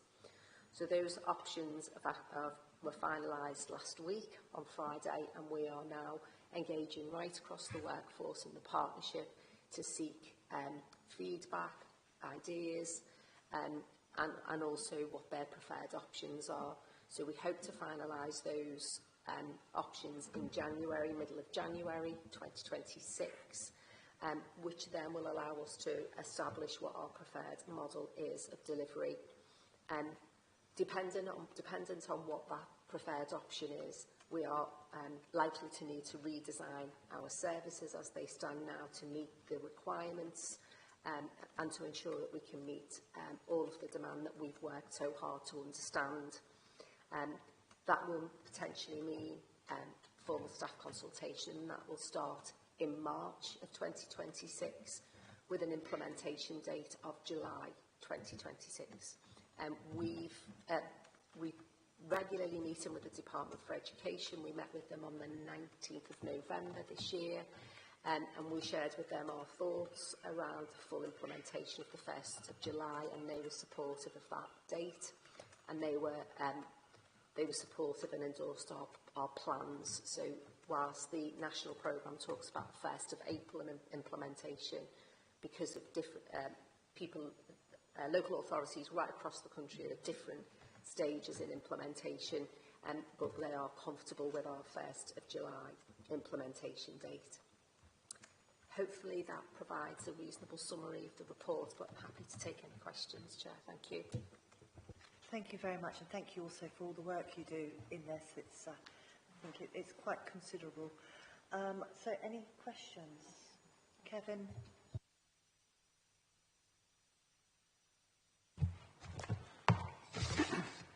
Thank you, Chair. Sorry, I wasn't prepared being first. Sorry. 3 questions, bless you. The first one is around your sort of, you seem to be wanting to get in as early as possible on the support bit for families, which is understandable.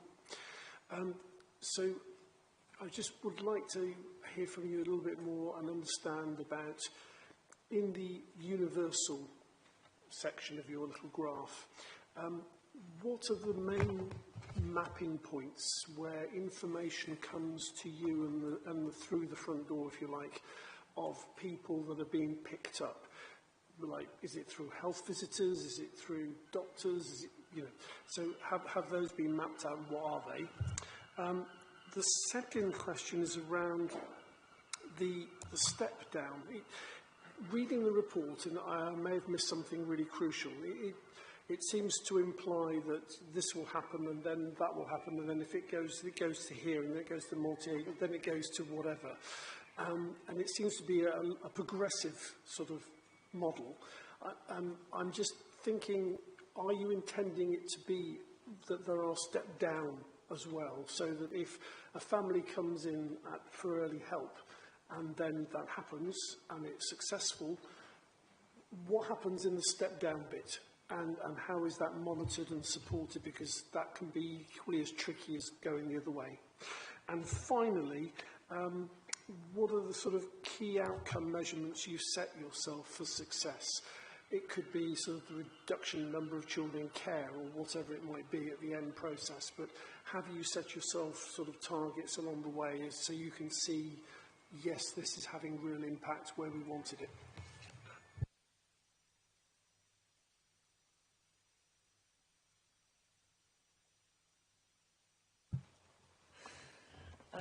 Thank you. I'll try and work through those, but Paula and Jean may well come in along the way. So in terms of the key referrers, yes, we do know that information that's well documented in our data sources and has been considered as part of our demand modelling. Without the exact figures in front of me, so for example, education and police are significant referrers into children's social care, as well as self-referrals and from health, but we know all of that through our demand modelling. In terms of step-down arrangements, we see this as a real opportunity to strengthen what that looks like. So currently there is, the way that our services are set up in terms of the social care aspect and then the targeted early help aspect being in separate parts of the system, that does already create a handover process for families who are being stepped down from social care to targeted early help. So with the implementation of the reforms, that all of those offers of support will be within one team, it already prevents one kind of handover when children are no longer needing child and need support, but they do need targeted early help support. They can have the same worker offering that with the development of that plan. There would then be the opportunity to think about how we strengthen the step-down arrangements if a family no longer needs targeted early help, but they do still need support from kind of universal professionals, so for example, from their school or their health visitor, because all of these arrangements are going to be multi-agency arrangements with, particularly with health and police and education being key partners in that, that will strengthen how we then end our involvement in children's services, but bringing those other professionals into the step-down arrangements and thinking about what those ongoing plans will look like, because we'll have the right agencies and partners within our systems already. So we think that will create a more seamless step-down opportunity for our families, if that answers that question. I don't know if there's anything you want to add to that, Paula. I think you've summarised that well, Phoebe. I think the fact, right at the very heart of this programme is that when a family receives support, regardless of where they're seeking that support in terms of our threshold, that they, wherever possible, they will retain the same key worker, the same lead practitioner. And even when there are safeguarding concerns, that's where our multi-agency child protection team potentially will need to lean in, but the family will still retain that key lead practitioner who will, if you like, coordinate all of the support for that family, including stepping them into the universal plus almost if they still need a little bit of additional support, like Phoebe said, from school. So I think that's really at the heart of this whole programme, because that is what families tell us, that's what families have told the National Review. If you want... Oh, sorry, Jim. Sorry, can I just, one thing, just coming back to what when you said, is that I think that the concern was, my concern thinking about it was, because you want to pick people up as early as possible. Yes, there'll always be, sadly, some very tragic incidents where you go right to the extreme end of the front door, but mostly you want to collect it as low a level as possible. So therefore, that sort of border between how they're supported with the universal plus, you call it, which might be useful just to have that little thing in there, because there's a big difference between going into the multi-agency and so on, and just being on that cusp, but still being very important to get it right.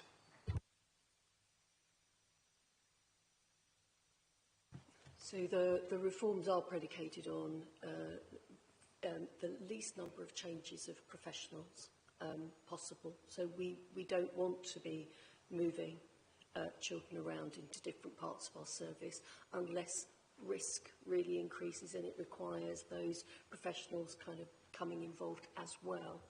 I think one of the things we haven't talked about is the parallel development and funding that we have for family hubs. So the Best Start in Life funding was also announced, and I think it would be helpful for us to bring something back here to talk about our plans to develop a bespoke family hub, but also rebadge our existing children and family centres into family hubs. And that's about supporting families to seek support themselves as much as via referral. So what we would hope to see in terms of some of the measures and the outcomes that you talked about is we're pretty good actually on re-referral rates. Our re-referral rates are lower than the national average. That's one of the ways that you know you're doing well in terms of the support you offer to families, in that once they leave the service step down, they don't return again. But actually, that doesn't mean to say that families don't need some support or some help, and it's about making that offer available so they can access that support, not always having to be referred into a statutory service.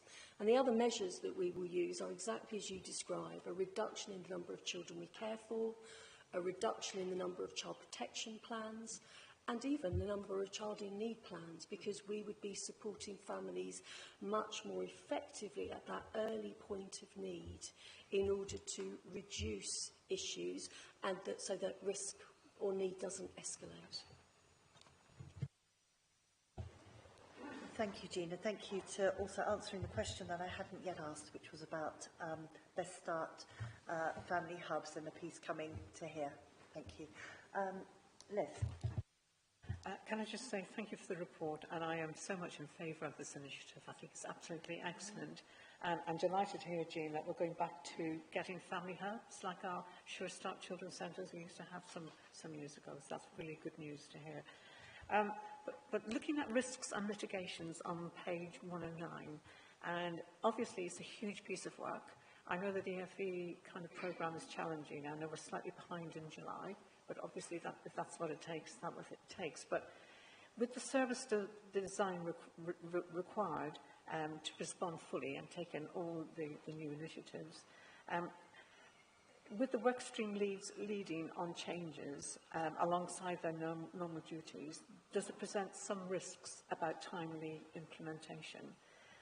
We've had timelessness flagged both in the EHC reports and the IRO reports that it looks like timelessness is a weak spot with us here in Baines. So will these be addressed? Because if one part of the system breaks, well then the rest of it collapses. So that's my first question. Okay, thank you.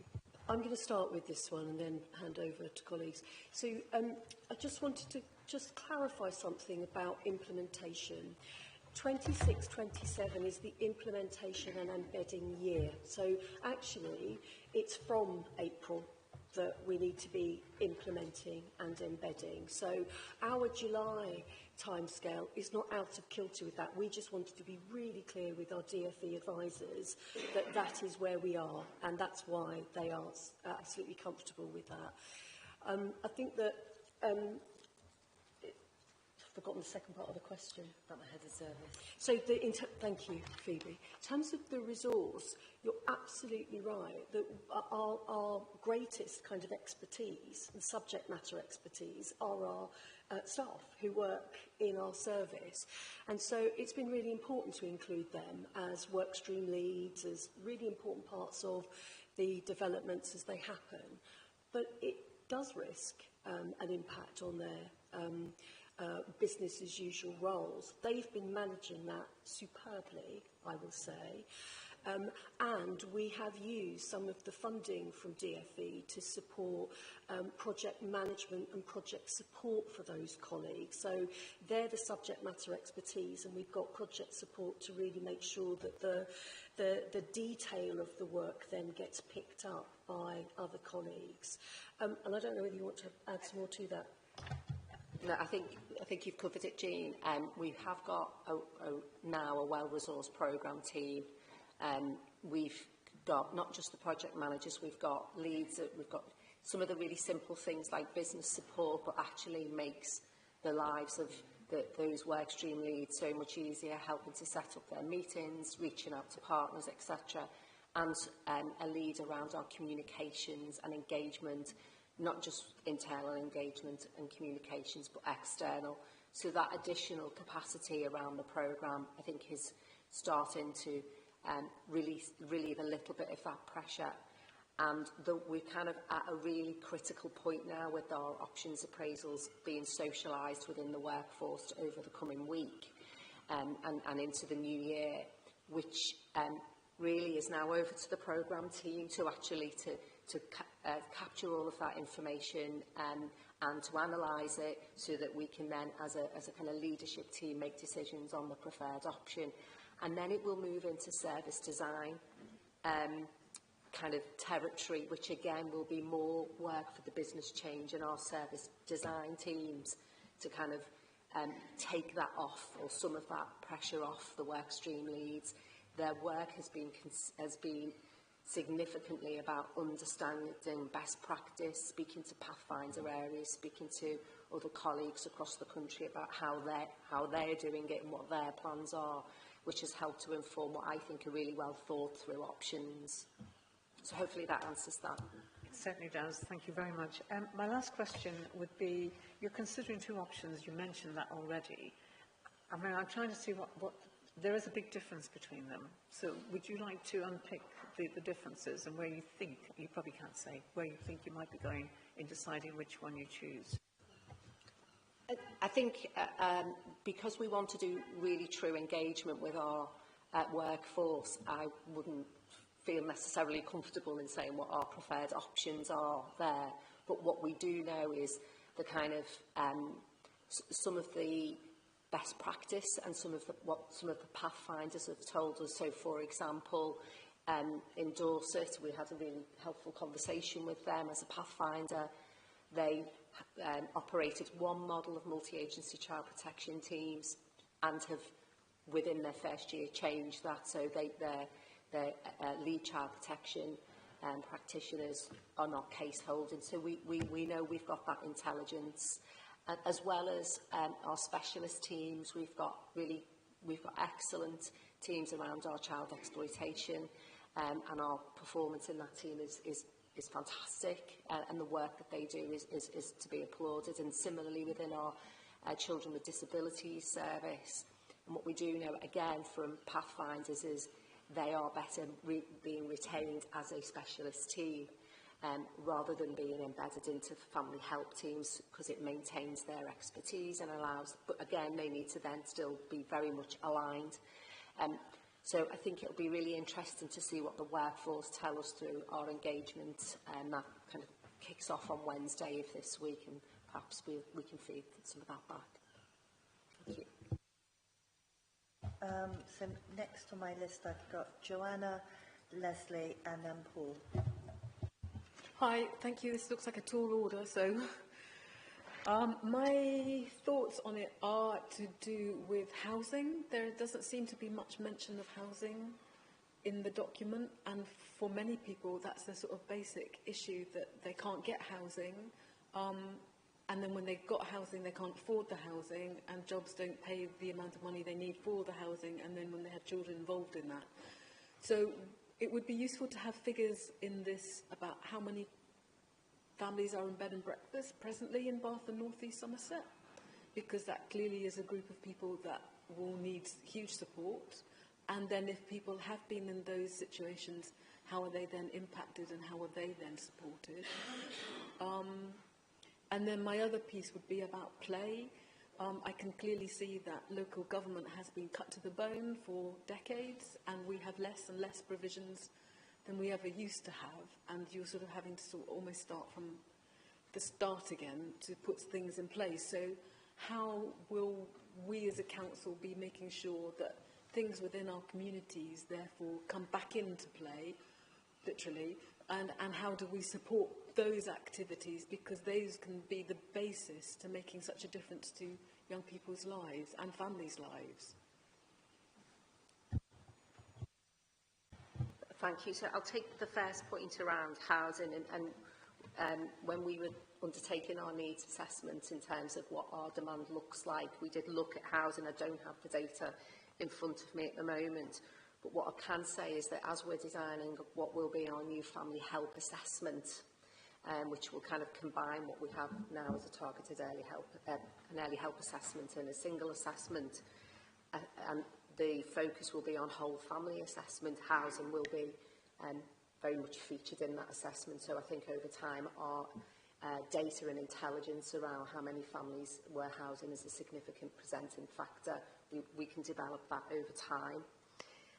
In terms of that issue around play, I think one of the things that family hubs will seek to do as well is to look at what other activities, so they almost become a hub within that community and help us to understand what community assets we've got in terms of some of those groups.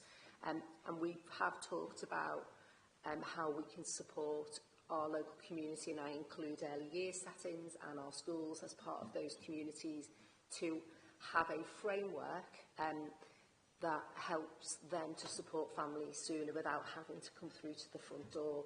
So as we're designing our services, and working alongside Chris's services as well, with our school leader colleagues, I think that will be part of our development, so that we don't, because that is actually where you, back to the step down question, where you can actually say, you know, we've this family successfully reach their outcomes in their plan, but we just think they need that little bit of additional support. So what is the framework within our community to enable them to provide that? Thank you. Leslie and then Paul. Yes, thank you very much for the report. Now, Kevin's picked up a question I was going to ask around measuring impact and linking in then with the equality impact assessment, which apparently will be produced in January. What are the risks that you're looking at? What are the mitigations? Will there be a risk assessment to show these? And if you look on page 94, it talks about cultural sensitivity. Multi-agency teams must be trained to understand and respect these diverse cultural norms. Now, if you look at any equality impact assessment, it does say that staff get training in equalities. So is that not included? Is this an additional, and is that for all staff? But will that also go into the equality impact assessment? Thank you. Thank you for those questions. In terms of when we have our preferred model of delivery and we fully understand what services, what teams we need to deliver that model of delivery, a full risk assessment and impact assessment will be undertaken. We've done, as we've been progressing through the options, we have highlighted the risks with each of those options as well as the potential benefits. So that will be developed as we progress. In terms of the equalities impact assessment, again, for each of those options that once we've got our preferred option, that we will implement a full equalities impact assessment will be undertaken. And I think where we've referenced in the report around specific training around cultural norms and those versus those that are safeguarding concerns, that might require some bespoke training, particularly for our frontline workers who are going into families' homes on a daily basis. So once that if that equalities impact assessment says we require that, we can use some of those families' first funds that we've received from the DFE to design something bespoke for our practitioners and potentially our partners and our school colleagues as well. Thank you. And then lastly, Paul. Thank you. First of all, thank you for an excellent report. I'd like to chase up a bit more on the equalities issues. You say accessibility and inclusion, and you use the word may, and may. I would have thought we need a stronger word there, particularly because they will struggle, they will face difficulties, and they will encounter barriers. So I would have changed that word may to will in the report. And that would then show a much stronger commitment that you really see these as real problems, not as potential problems. And then the cultural competency and bias, following on from what Councillor Mansell said, absolutely we need to understand differences, but that doesn't mean to say we have to respect, I think it's recognise. So for instance, we will never approve of FGM. So it's not respect diverse cultures, I think it's understand and work with them. And where they're not acceptable, we won't accept them, because we will not accept FGM on our young girls. So I think it needs to be a stronger statement in there. Thank you for those comments, and obviously the point around FGM, of course, is illegal in this country anyway, so I think we just need to be really conscious of the very fine balance between cultural norms and those that we believe are safeguarding concerns. But I note your comments regarding the narrative within the report. Thank you. Thank you. Thank you very much for bringing the report, and I thank the panel for a really good discussion. We're now going to move on to the next item, and I'm fairly sure we don't need to have a tiny break here. I'm just going to check with our tech team that we are ready to include John Palmer, who is joining us via Teams. So this is something new for this panel, actually having a sort of live input from elsewhere. And now that we can see John is in the room, I'm going to ignore John for a moment and I'm going to turn to Laura. But before I turn to Laura, I believe this is your last meeting with us. And despite us, I think sometimes maybe giving you a hard time, I think we've all really, really appreciated everything you've done and that your commitment to being here and to also helping us understand the sort of changing world of health. So what I wanted to do, I wanted to sort of recognise your input, and I'm just going to bring you a small token to say thank you.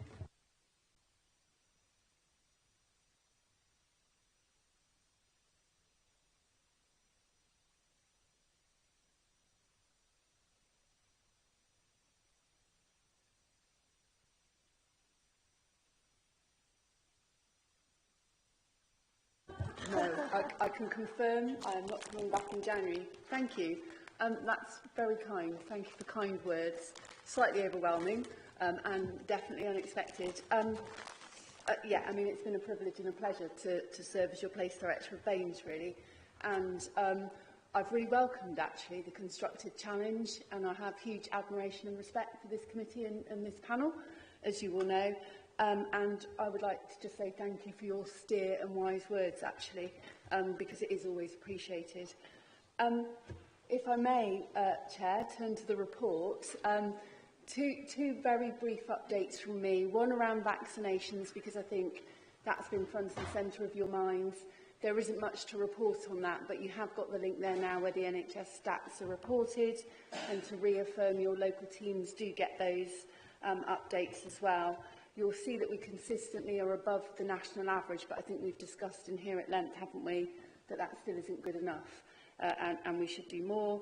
RUH target is in there around 54% for their staff at the moment, because I think that was something that was asked for. So again, that is above national average, and there are targeted approaches on that. The only other update in the report is around pharmacy, and that's a reminder for people with repeat prescriptions not to order more than they need. There's an estimated 300 million unused medicines. So hopefully that's fairly obvious why we're doing that campaign. And then just a reminder around things like pharmacy first.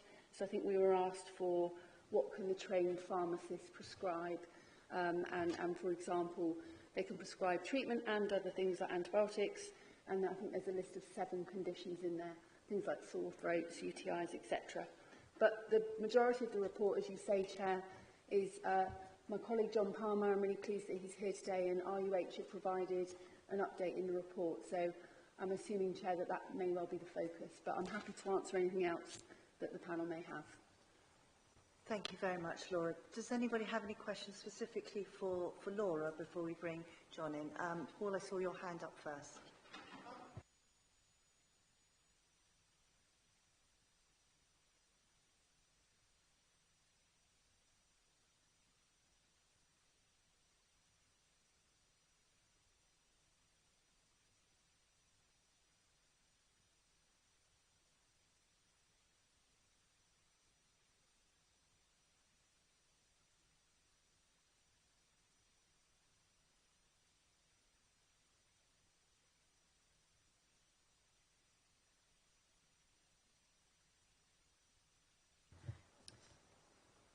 To come out. Yeah, so, I mean, we work very closely with our staff. We take staff surveys. Obviously, John will speak to this perhaps later as well.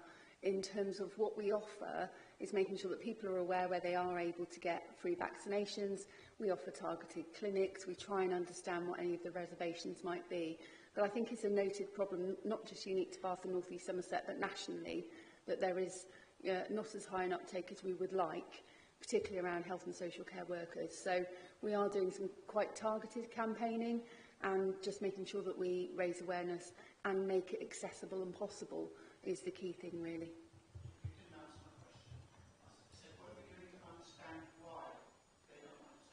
So we're working directly with them to ask them, and to understand what the issues are. And as I say, broadly, they're either accessibility issues, cultural issues, or maybe there are other issues that we need to understand the complexity and work with them. But I think for the most part, what we're doing is making sure that we have targeted clinics, that we make sure that people are aware that they can have vaccinations for free, and that we make sure that they know when and where that they can get those. Well, I think we're still not giving up on this year. Yeah.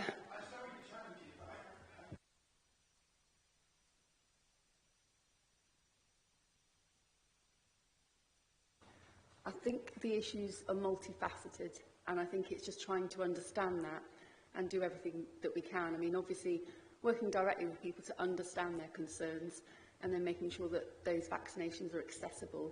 I think that's the way that we crack it. But yeah, I recognise what you're saying, and I think as we understand, it's reflected nationally. Thank you, Paul. And yes, I'm sure the figures will be improved next year. And I'm sure Laura will be tuning in to watch that particular webcast. Liz, you're next. Just a really quick one, Laura, and thank you for letting us know what pharmacists can do. But how do we raise awareness with the rest of the public? Because I attend my local NHS pharmacy and I hadn't a clue that all these other things were available. So just a quick reply, really, as to how we can do this. Thanks. Yeah, so there is a dedicated comms plan that is happening around Pharmacy First. So it's disappointing to hear that you're not seeing that, because it should be. There's literature and communications that are going out across multimedia channels, but also physically in those pharmacies. I just wonder about a nice large sign in the pharmacy or in doctor's surgery. You know, they flash up these messages. That would be really good to help inform people. Thanks. Thank you. Thank you. I've got Leslie and David and then Kevin and then Joanna. Okay. Thank you again for the report, Laura, and best of wishes for your future. We'll miss you here. I wanted to ask a question around the campaign on reducing medicines waste, because clearly that's really important. How can the impact of the campaign be measured, and what role can community pharmacists play in tracking the outcomes? And also around the Pharmacy First, again, similarly, how is this being evaluated locally, particularly in reducing GP and urgent care demand? Thank you. Thank you for those questions, Councillor Mansell. If I may, I will put them to our community pharmacy colleagues to come back and include in the next update report. I don't have the information at the moment around what metrics they'll be using, but I can find that out for you.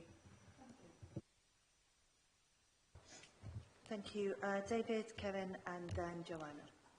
Sorry? Oh, okay. Not David. And Kevin, did I ask you? Sorry, I just thought you had spoken, but maybe I've listened to you twice. Yes, thank you, Laura. Two quick questions. One around the registering of pharmacy treatment on GP records, because a little while ago there was an issue around digital connectivity with all these things, and how do they do that, or do they run next door and write it down? So that one, and also with the pressures mounting in hospitals generally with flu, is there any thoughts around widening flu vaccinations or the programmes or offer to try and save money, if you like, by spending money? Thank you again for those questions. So in terms of the interoperability of different systems, so that's what we spoke about before, wasn't it? So having an electronic patient record, that work is still being progressed in BSW. So certainly our group model, our acute model are looking at that. Obviously in terms of primary care in Baines, we use things called System 1, and that is linked to the Community Wellbeing Hub. So we do have some experience of it, but of course there is more to do. So that is still being looked at and being developed so that systems can effectively talk to one another. So I'm very happy to ask our digital colleagues to provide you with an update on that at a future meeting. That will be particularly pertinent when we start to think around things like neighbourhood working, for example.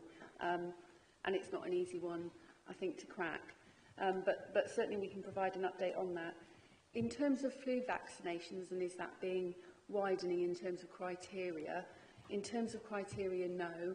But in terms of trying to, as we've just said, target uptake, yes. So I think that's what we're aiming to do. As far as I'm aware, I'm not aware of any national programme that's looking to widen the criteria. But again, I'll ask the question of our vaccination team. Yeah, I just wondered whether two things really. One, coming back on the pharmacy one.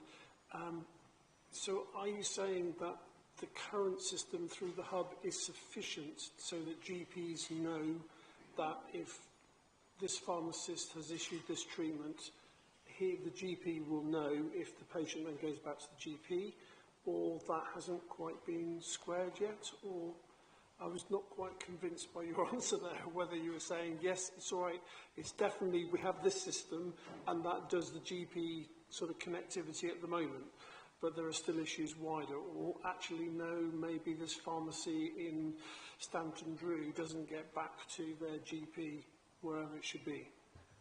So broadly, and obviously I'll need to get some further information from colleagues in primary care and pharmacy to answer your question in more depth.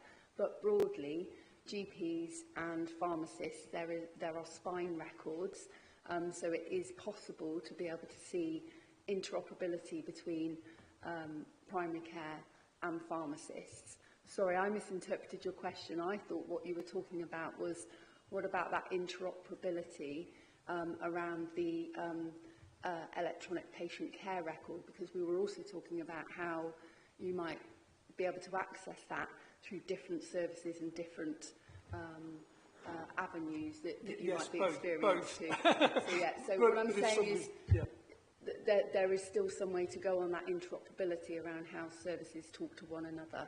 But broadly, yes, there is coverage, but there is more to do, and it's not a simple, straightforward answer. So I'll ask our digital colleagues to provide more information on what we currently have and what developments are being looked at, so that you can see how that will work. Things like our community services, for example, when we talk about single front doors, we've heard of that today around Families First. All of that requires digital enablers. So again, we are looking at that to make sure we do that in as joined up a way as possible, and we've set that out in our commissioning intentions. So when we're looking at digital, we're not talking about more and different avenues, we're trying to reduce fragmentation and join them up.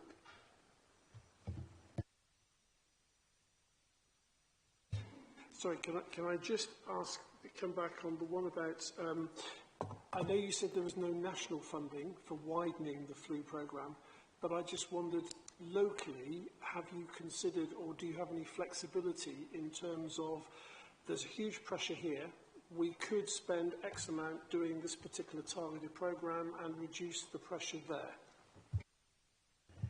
Yeah, I understand the question.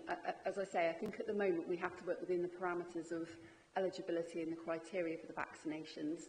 Having said that, as we've just discussed, we haven't reached full uptake there. So we are looking at what can we do to enhance getting as many vaccinations out there as possible. But I will ask the vaccinations team, are we doing anything to look outside of those criteria, of those that are currently eligible, to see if that would increase uptake? I'll ask the specific question. Thank you, Laura. A lot to do in your last few days, isn't there? Joanna. Hi, well, Mr. Laura. So I asked a question last time about termination of pregnancies, and you were going to get back to me with data. So I've asked our teams to have a look at that. We do have a response for you. I just want to have a look at that because I'm not sure if it is answering the specific question that you had, and then we'll come back to you, Councillor Wright. But we do have something to come back to you. Okay. I've got three things. So that's first. Second one is dental buses. I do hope you pass on to the next person that's like high on the agenda in this room. Yeah, so Victoria Stanley, who's come and presented to this committee before, she is in the pharmacy, optom and dentistry team in the ICB, so she's well aware of the ambition and aspiration, I think, and indeed the need. I think we've talked about it before, haven't we? So that is an initiative that is still being looked at very actively. I think they're just trying to map how that might work. But yes, that is one that is on the books, and Victoria is very aware of that.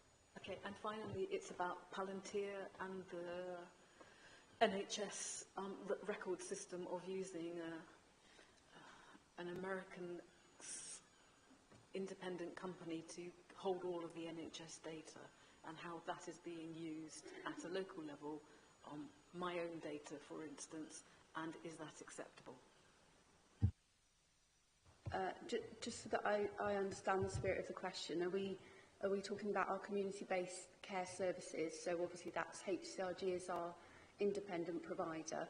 Yeah, so I think as I was just describing, all data that's held by whomever is providing whatever services obviously have to follow strict processes for data, GDPR, etc., and also have to have consent for sharing, which is why that interoperability can be quite a problem. So obviously that's taken very seriously. What I would say is that, yes, we're confident that obviously as a strategic commissioner, we have to make sure that everybody that we commission has robust processes in place. So yes, we're confident about that. I think what we were talking about earlier was more around when people have given consent and when it's appropriate to enhance their care. How I don't think things everybody realises just the platforms that are being used and what the big tech companies are doing and who the big tech companies are, and that's my concern. And the average person might think you're doing the good thing and they'll tick a box, and then suddenly their data is being used in America for all kinds of reasons that they don't understand. And we clearly know that the NHS has some of the most important data, and they want to get their hands on it because it's really valuable to big tech companies. And how are we going to make sure we protect everybody in this country on that matter? I think really IT serious. security could be the question you ask. I think the rest of that might be quite political, and which might not be something you might want to consider.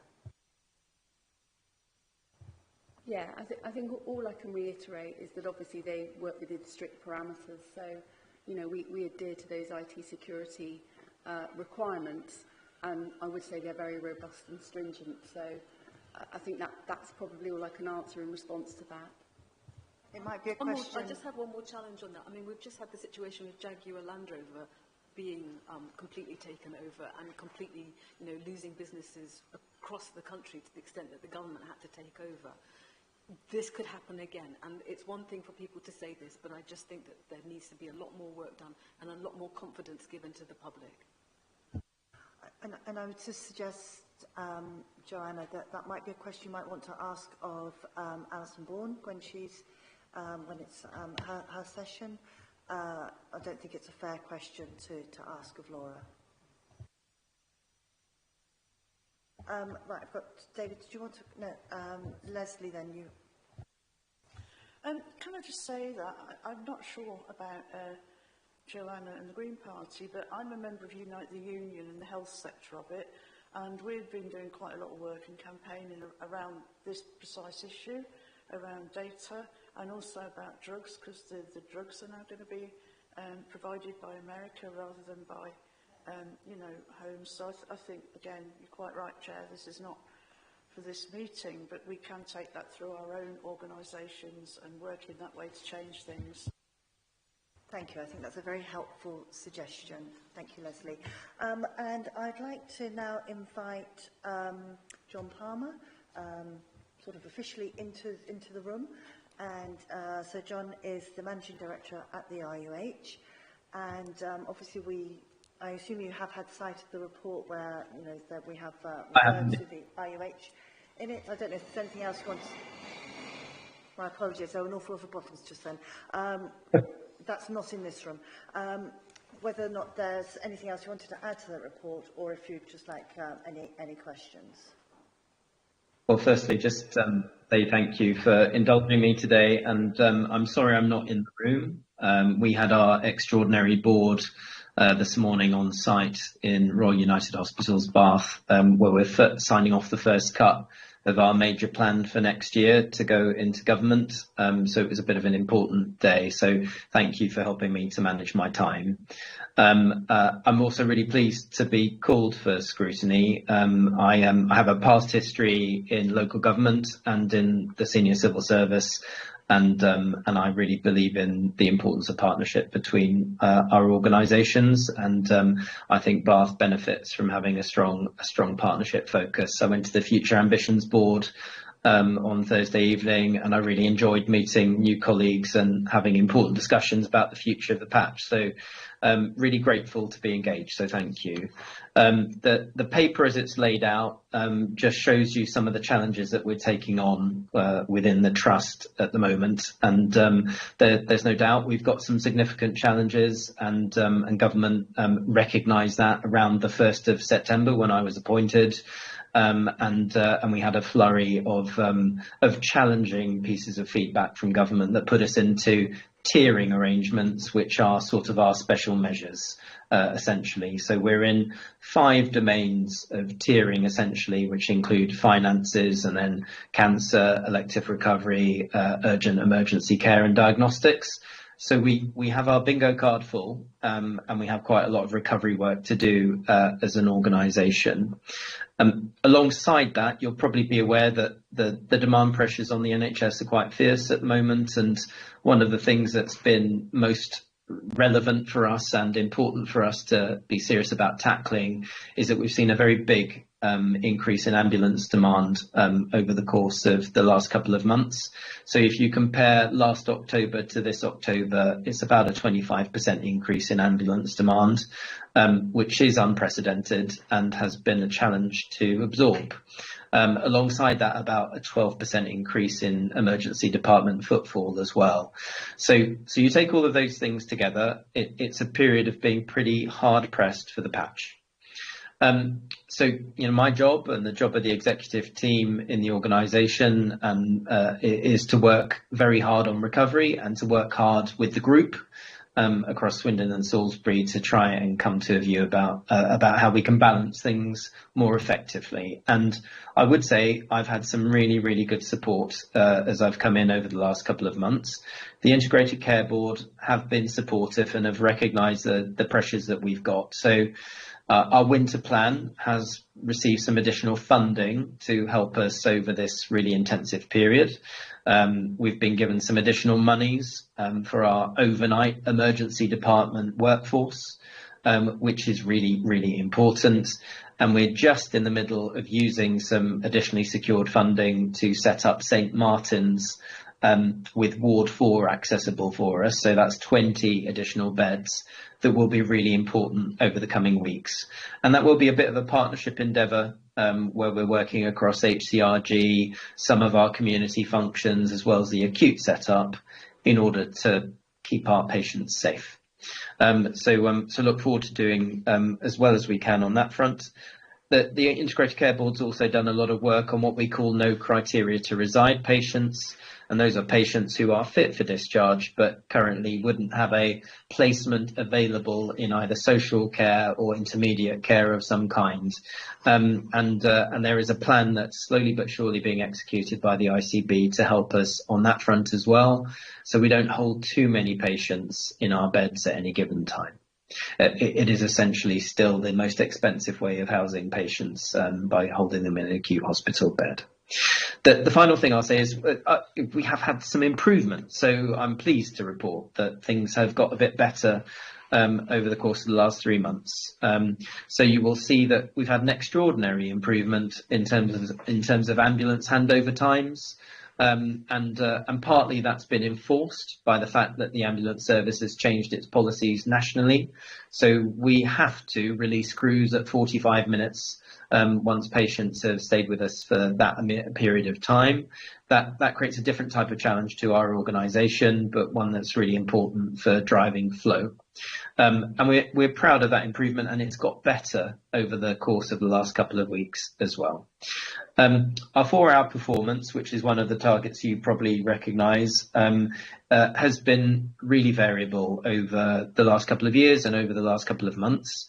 But I'm pleased to say today, as we sit here, we're at 75% for our 4-hour performance, not at the national target, but vastly improved from where we have been, which was probably around the late 50s previously. So it's an improvement. And then the big improvements that you will see will be around elective recovery. So our patients waiting for outpatients or for surgery have seen big improvements in Royal Bath in recent weeks. So for 65-week waiting patients, which is a very long wait, we did have over 2,000 patients waiting around the 1st of September. We've now got less than 100 waiting for that duration of time. So that's a big improvement. We've also seen big improvements in outpatients. So patients waiting over 40 weeks have now reduced for their first appointment, have now reduced from over 2,000 patients waiting at the beginning of September to now under 500. And on cancer, which is obviously hugely important for us, 28-day faster diagnosis standard, that has now improved to close to 70%, and we're shooting for 80% as soon as we can get it, but certainly by year end. So in some of the big salient targets where we're nationally measured, we're on the move. I think you will have seen in the press around the end of September that we were about 112th in the country on the National League tables. I think on the most recent release of data, which will have measured us through to the end of September, we'll be about 105th in the country. When the data is released for Q3, which will run through to the end of this month, I expect us to be safely inside the top 100. So I'll commit to that now in the room. So we'll wait and see how that plays out. But I think we are making sufficient improvement to be confident of that. And then just a couple of things about the here and now. I know that members will be really concerned about the position around industrial action. It has had a lot of national press. We wait to hear exactly where that is going to land for us. We hope that we don't have to go through another period of industrial action between the 17th and the 22nd of this month. But if we do, we've put in very serious preparations. We've fared relatively well previously. And despite the fact that this falls in a real leave period, I'm hopeful that we'll be able to manage our position well. We are also watching the flu peak very carefully. We probably expect that to appear within the next 10 to 15 days. And again, we've put a lot of preparations in place to be ready for that. But both those things obviously deserve significant scrutiny nationally and locally. So look, I commend the report to you. There's a huge amount of work that's going on underneath from all of our 6,000 staff. I'm very grateful for the partnership support that I've experienced from across our stakeholders, including the local authorities. And as I said, I'm very grateful to be here today. So look forward to any questions that I can seek to answer, and will commit to coming back on anything that I can't. And I will definitely try to be in the room for future meeting. Thank you. Thank you very much, John. I think it's great to know that this technology works. So I think it's you know, if nothing else, that feels like a real bonus. So thank you for being our first guinea pig. So questions, Liz and then David.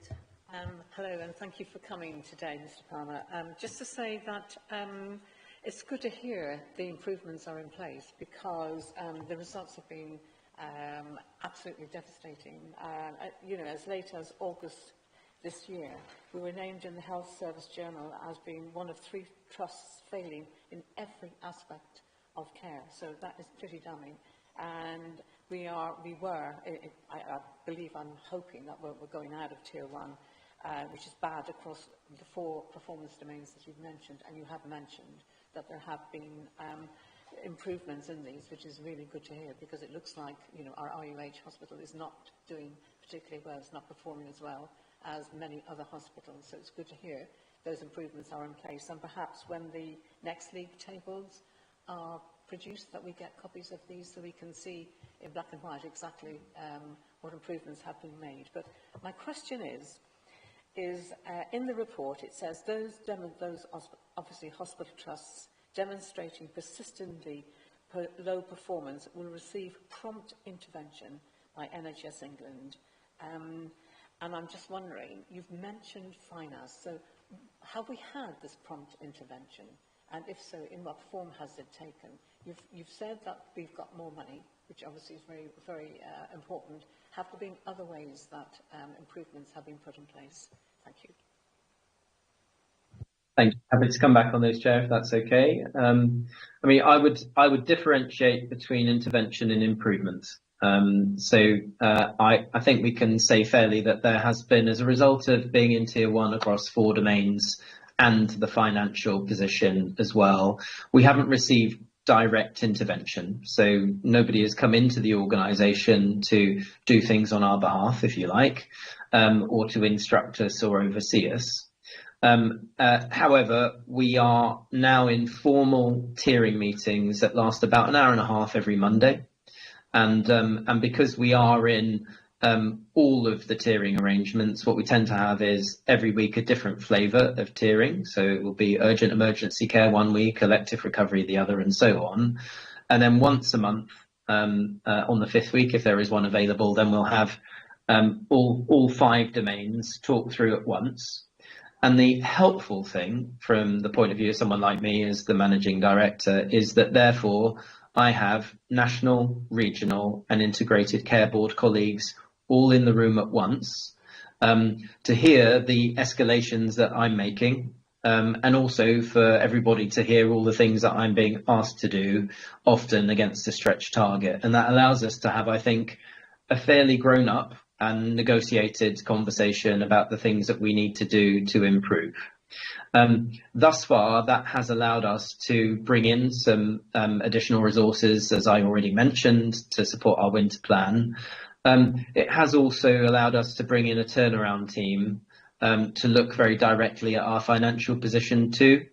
And that's giving us a bit more bandwidth to really focus in on what's possible, not just for this year in terms of recovery, but how to build, and you will know this sort of stuff well from your own financial regulations, but to build a 3-year plan rather than a 1-year reactive plan. And that's been very helpful.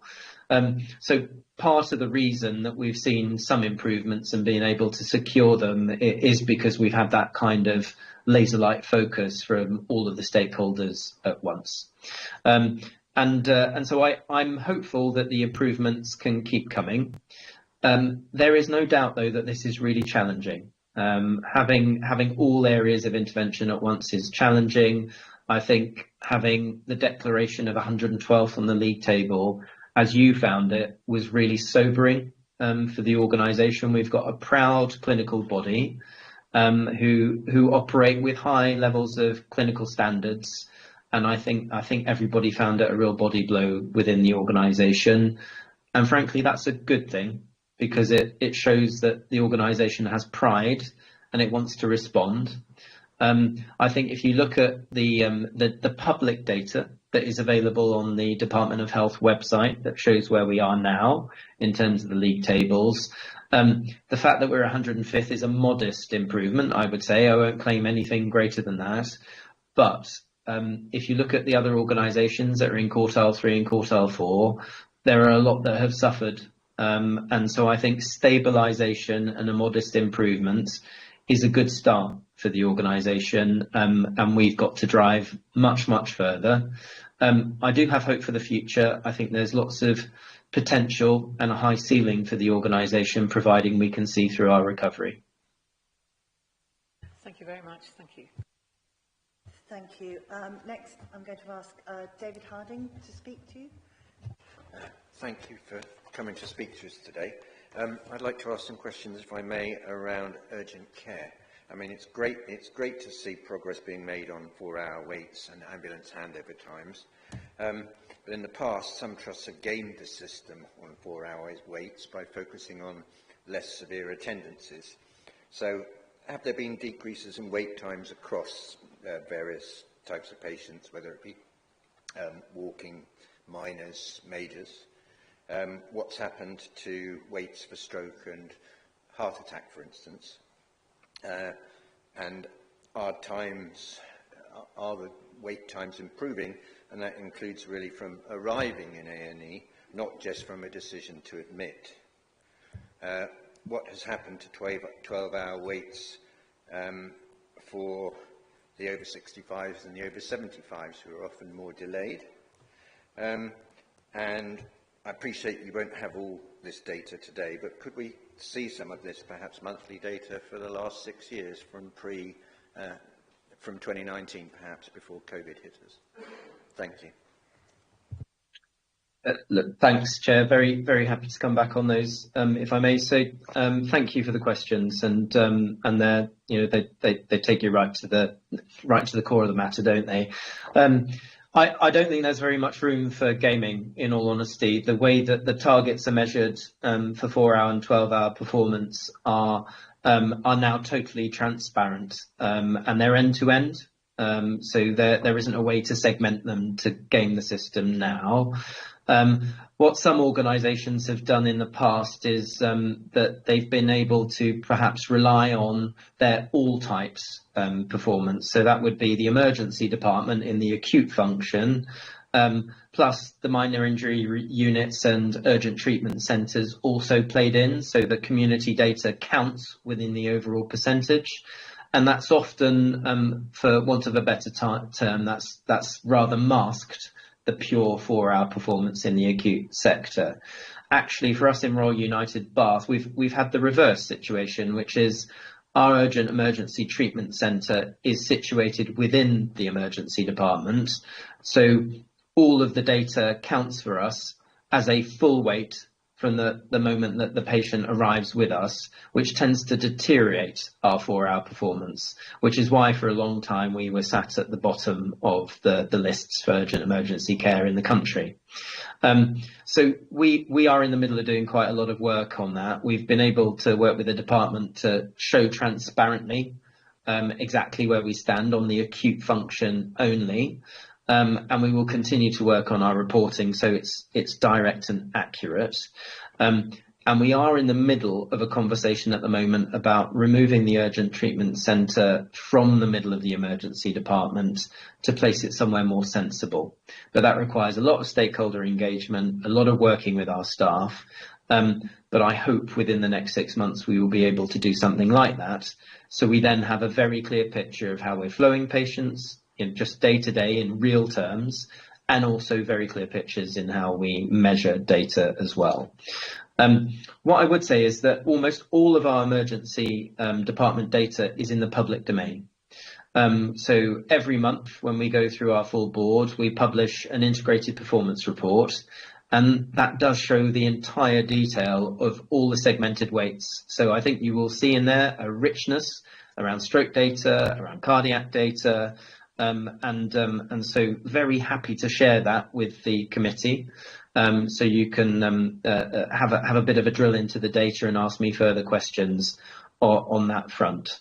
And finally, I would just say simply for 4-hour performance, I think our performance is just simply not good enough, which is why we're so concerted on improving it within the clinical body and across the operational management team.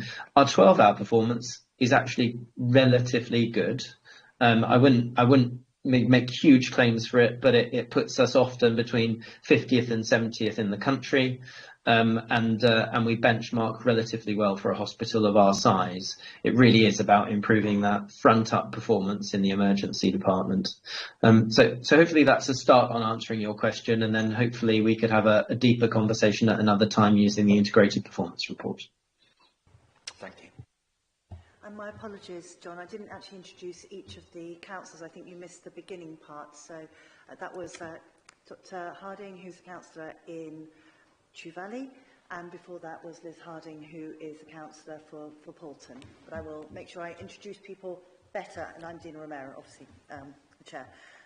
And I'm a councillor in Southdown. Kevin, do you want to just give the organisation that you represent? Yes, I'm the Professional Association representative with the NEHT and a co-opted member of the panel, non-voting, just causing hopefully some interesting questions. You mentioned in your outlining of the current situation that a lot of people were in the room with you now with a laser-like focus on improving the situation with you. I just wondered how much of that support is going to involve, will allow you to create sustainable improvement, or how much of that support is sadly only temporary and will be withdrawn, leaving you struggling again with situations that you can't necessarily do things about, or even though you hope to do that, if that makes any sense to you. It does, Kevin, and I'll come back to her if that's okay. So thank you for the question. I mean, I think you're naming the kind of paradox and challenge of working in the NHS at the moment. You know, we have, as I've described, a lot of here and now issues that we're trying to resolve.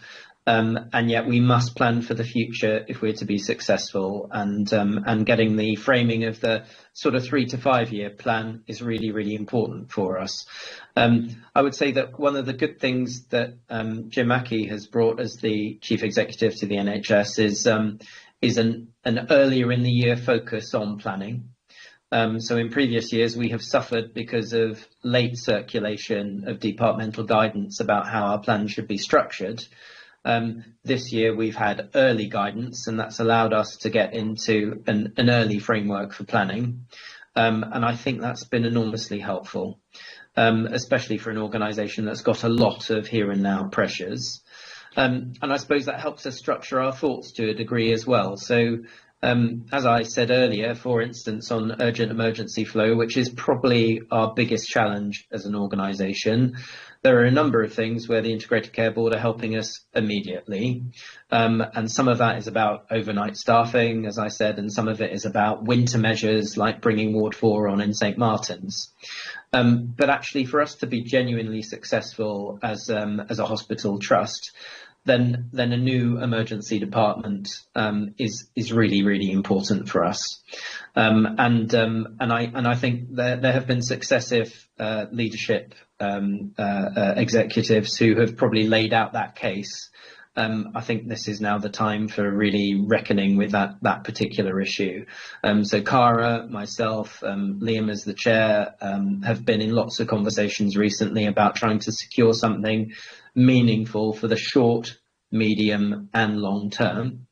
I can't talk about it at the moment because it's still, I think, in dispatches, if you like, but I think we are anticipating that we will have some access to capital that sits between this year and next year that will allow us to put something more meaningful in place for our emergency department. And it may be some kind of modular arrangement at this stage that gives us a larger floor plan. But then for the long term, we've also been able to earmark the need for funds that are much larger to say that we would like a new emergency department, and that has gone on to the central capital list because we are in more of a 3 to 5 year frame with the central government now. So I'm really hopeful that we'll do the right things with the Integrated Care Board's support to get the short term right. I'm really hopeful that we're going to have a medium term arrangement that will allow us to do a modest build that will really help the ED. And then we've been able to flag that we need long-term capital of significant size as part of the planning cycle, and we will keep lobbying, I think, until we get to a point where we're secure that we've been able to get something meaningful for the future. So I can't offer absolutely definitive position at this stage, but I think all of that has been helpful, and being in the weekly tiering meetings has allowed us to, I think, really concentrate everyone's minds on the current pressures and what we really need to be successful. Thank you. Thank you. And then I think our final question is going to come from Councillor Leslie Mansell, who's a councillor in Radstock. Thank you, and thank you for coming along today, John. I must say I've got a vested interest in that my eldest grandson is a paramedic, so he'll be pleased to see that the wait time for ambulance handovers come down, and seeing it improve even further. I could have asked Laura this question, and I'm not sure if you know of the results yet, but there was a survey being carried out with people using the emergency department and why they use it. Have you seen the results of that yet? We haven't seen them. It would be good to have a look at that. I mean, is that going to help anything, improve anything? I think the other thing is around step-down facilities, so moving people out of beds in hospitals when they no longer need them. You know, where do we go with that? If there's more money coming in, then will that be put into those kind of facilities?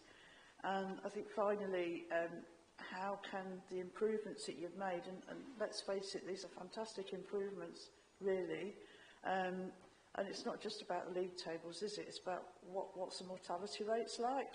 And I understand that for the RUH, they're pretty comparable. So providing our mortality rates are not going up, that's also got to be a win.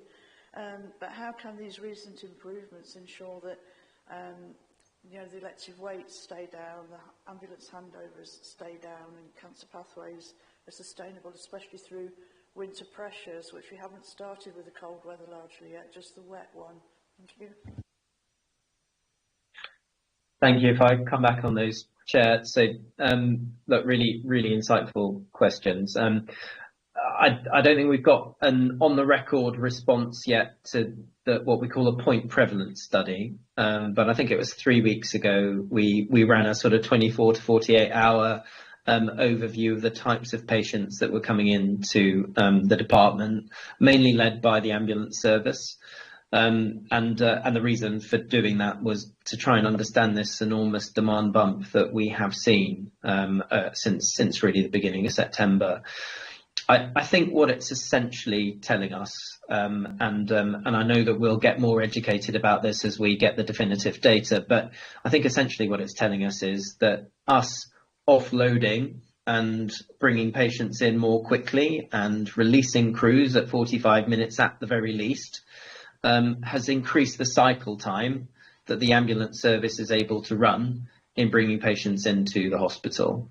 And for whatever reason, it's Bath out of the group and the surrounding area of trusts that then has seen the largest response of additional patients coming into the hospital.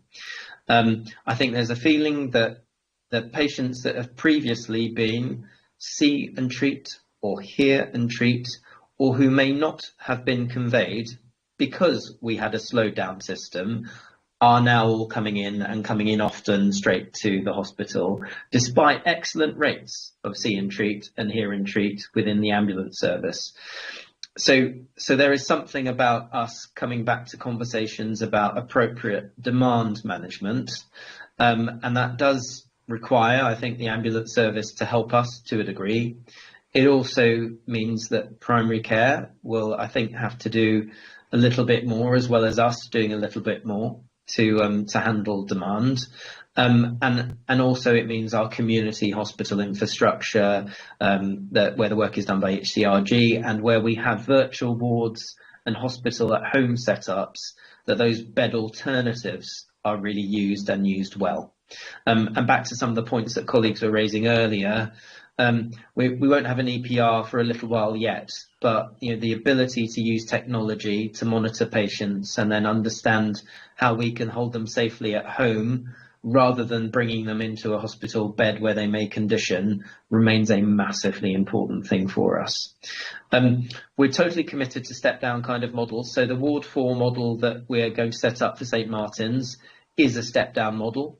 And we're going to try and hold the length of stay for that facility during the course of winter to 72 hours. So it will really be what we call a pathway to step down function, and it will be rehab led and therapy led in order again to stop patients deconditioning, so they can avoid what would be an inappropriate and potentially long length of stay in an acute hospital.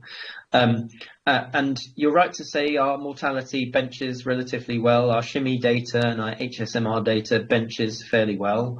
I think just in the current environment, though, when there's so much pressure in the system and we know we're not quite right-sized as a hospital or as a system, we just have to keep an eagle-eyed focus on both of those indicators to make sure that we're alive to what our population needs stay healthy and well. Thank you. And I think I did say that was the last question, but as I'm the chair, I think I'm allowed to question. And so the first question is around.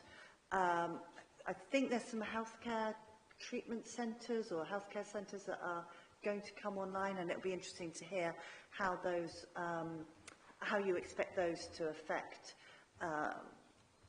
sort of the ED service. And then my last question, which I know Laura will be delighted because it possibly was one of my first questions to her, which was around, has there been any movement around any sort of joint registration of students so that then they are accessing health services appropriately as opposed to adding to that pressure on emergency services?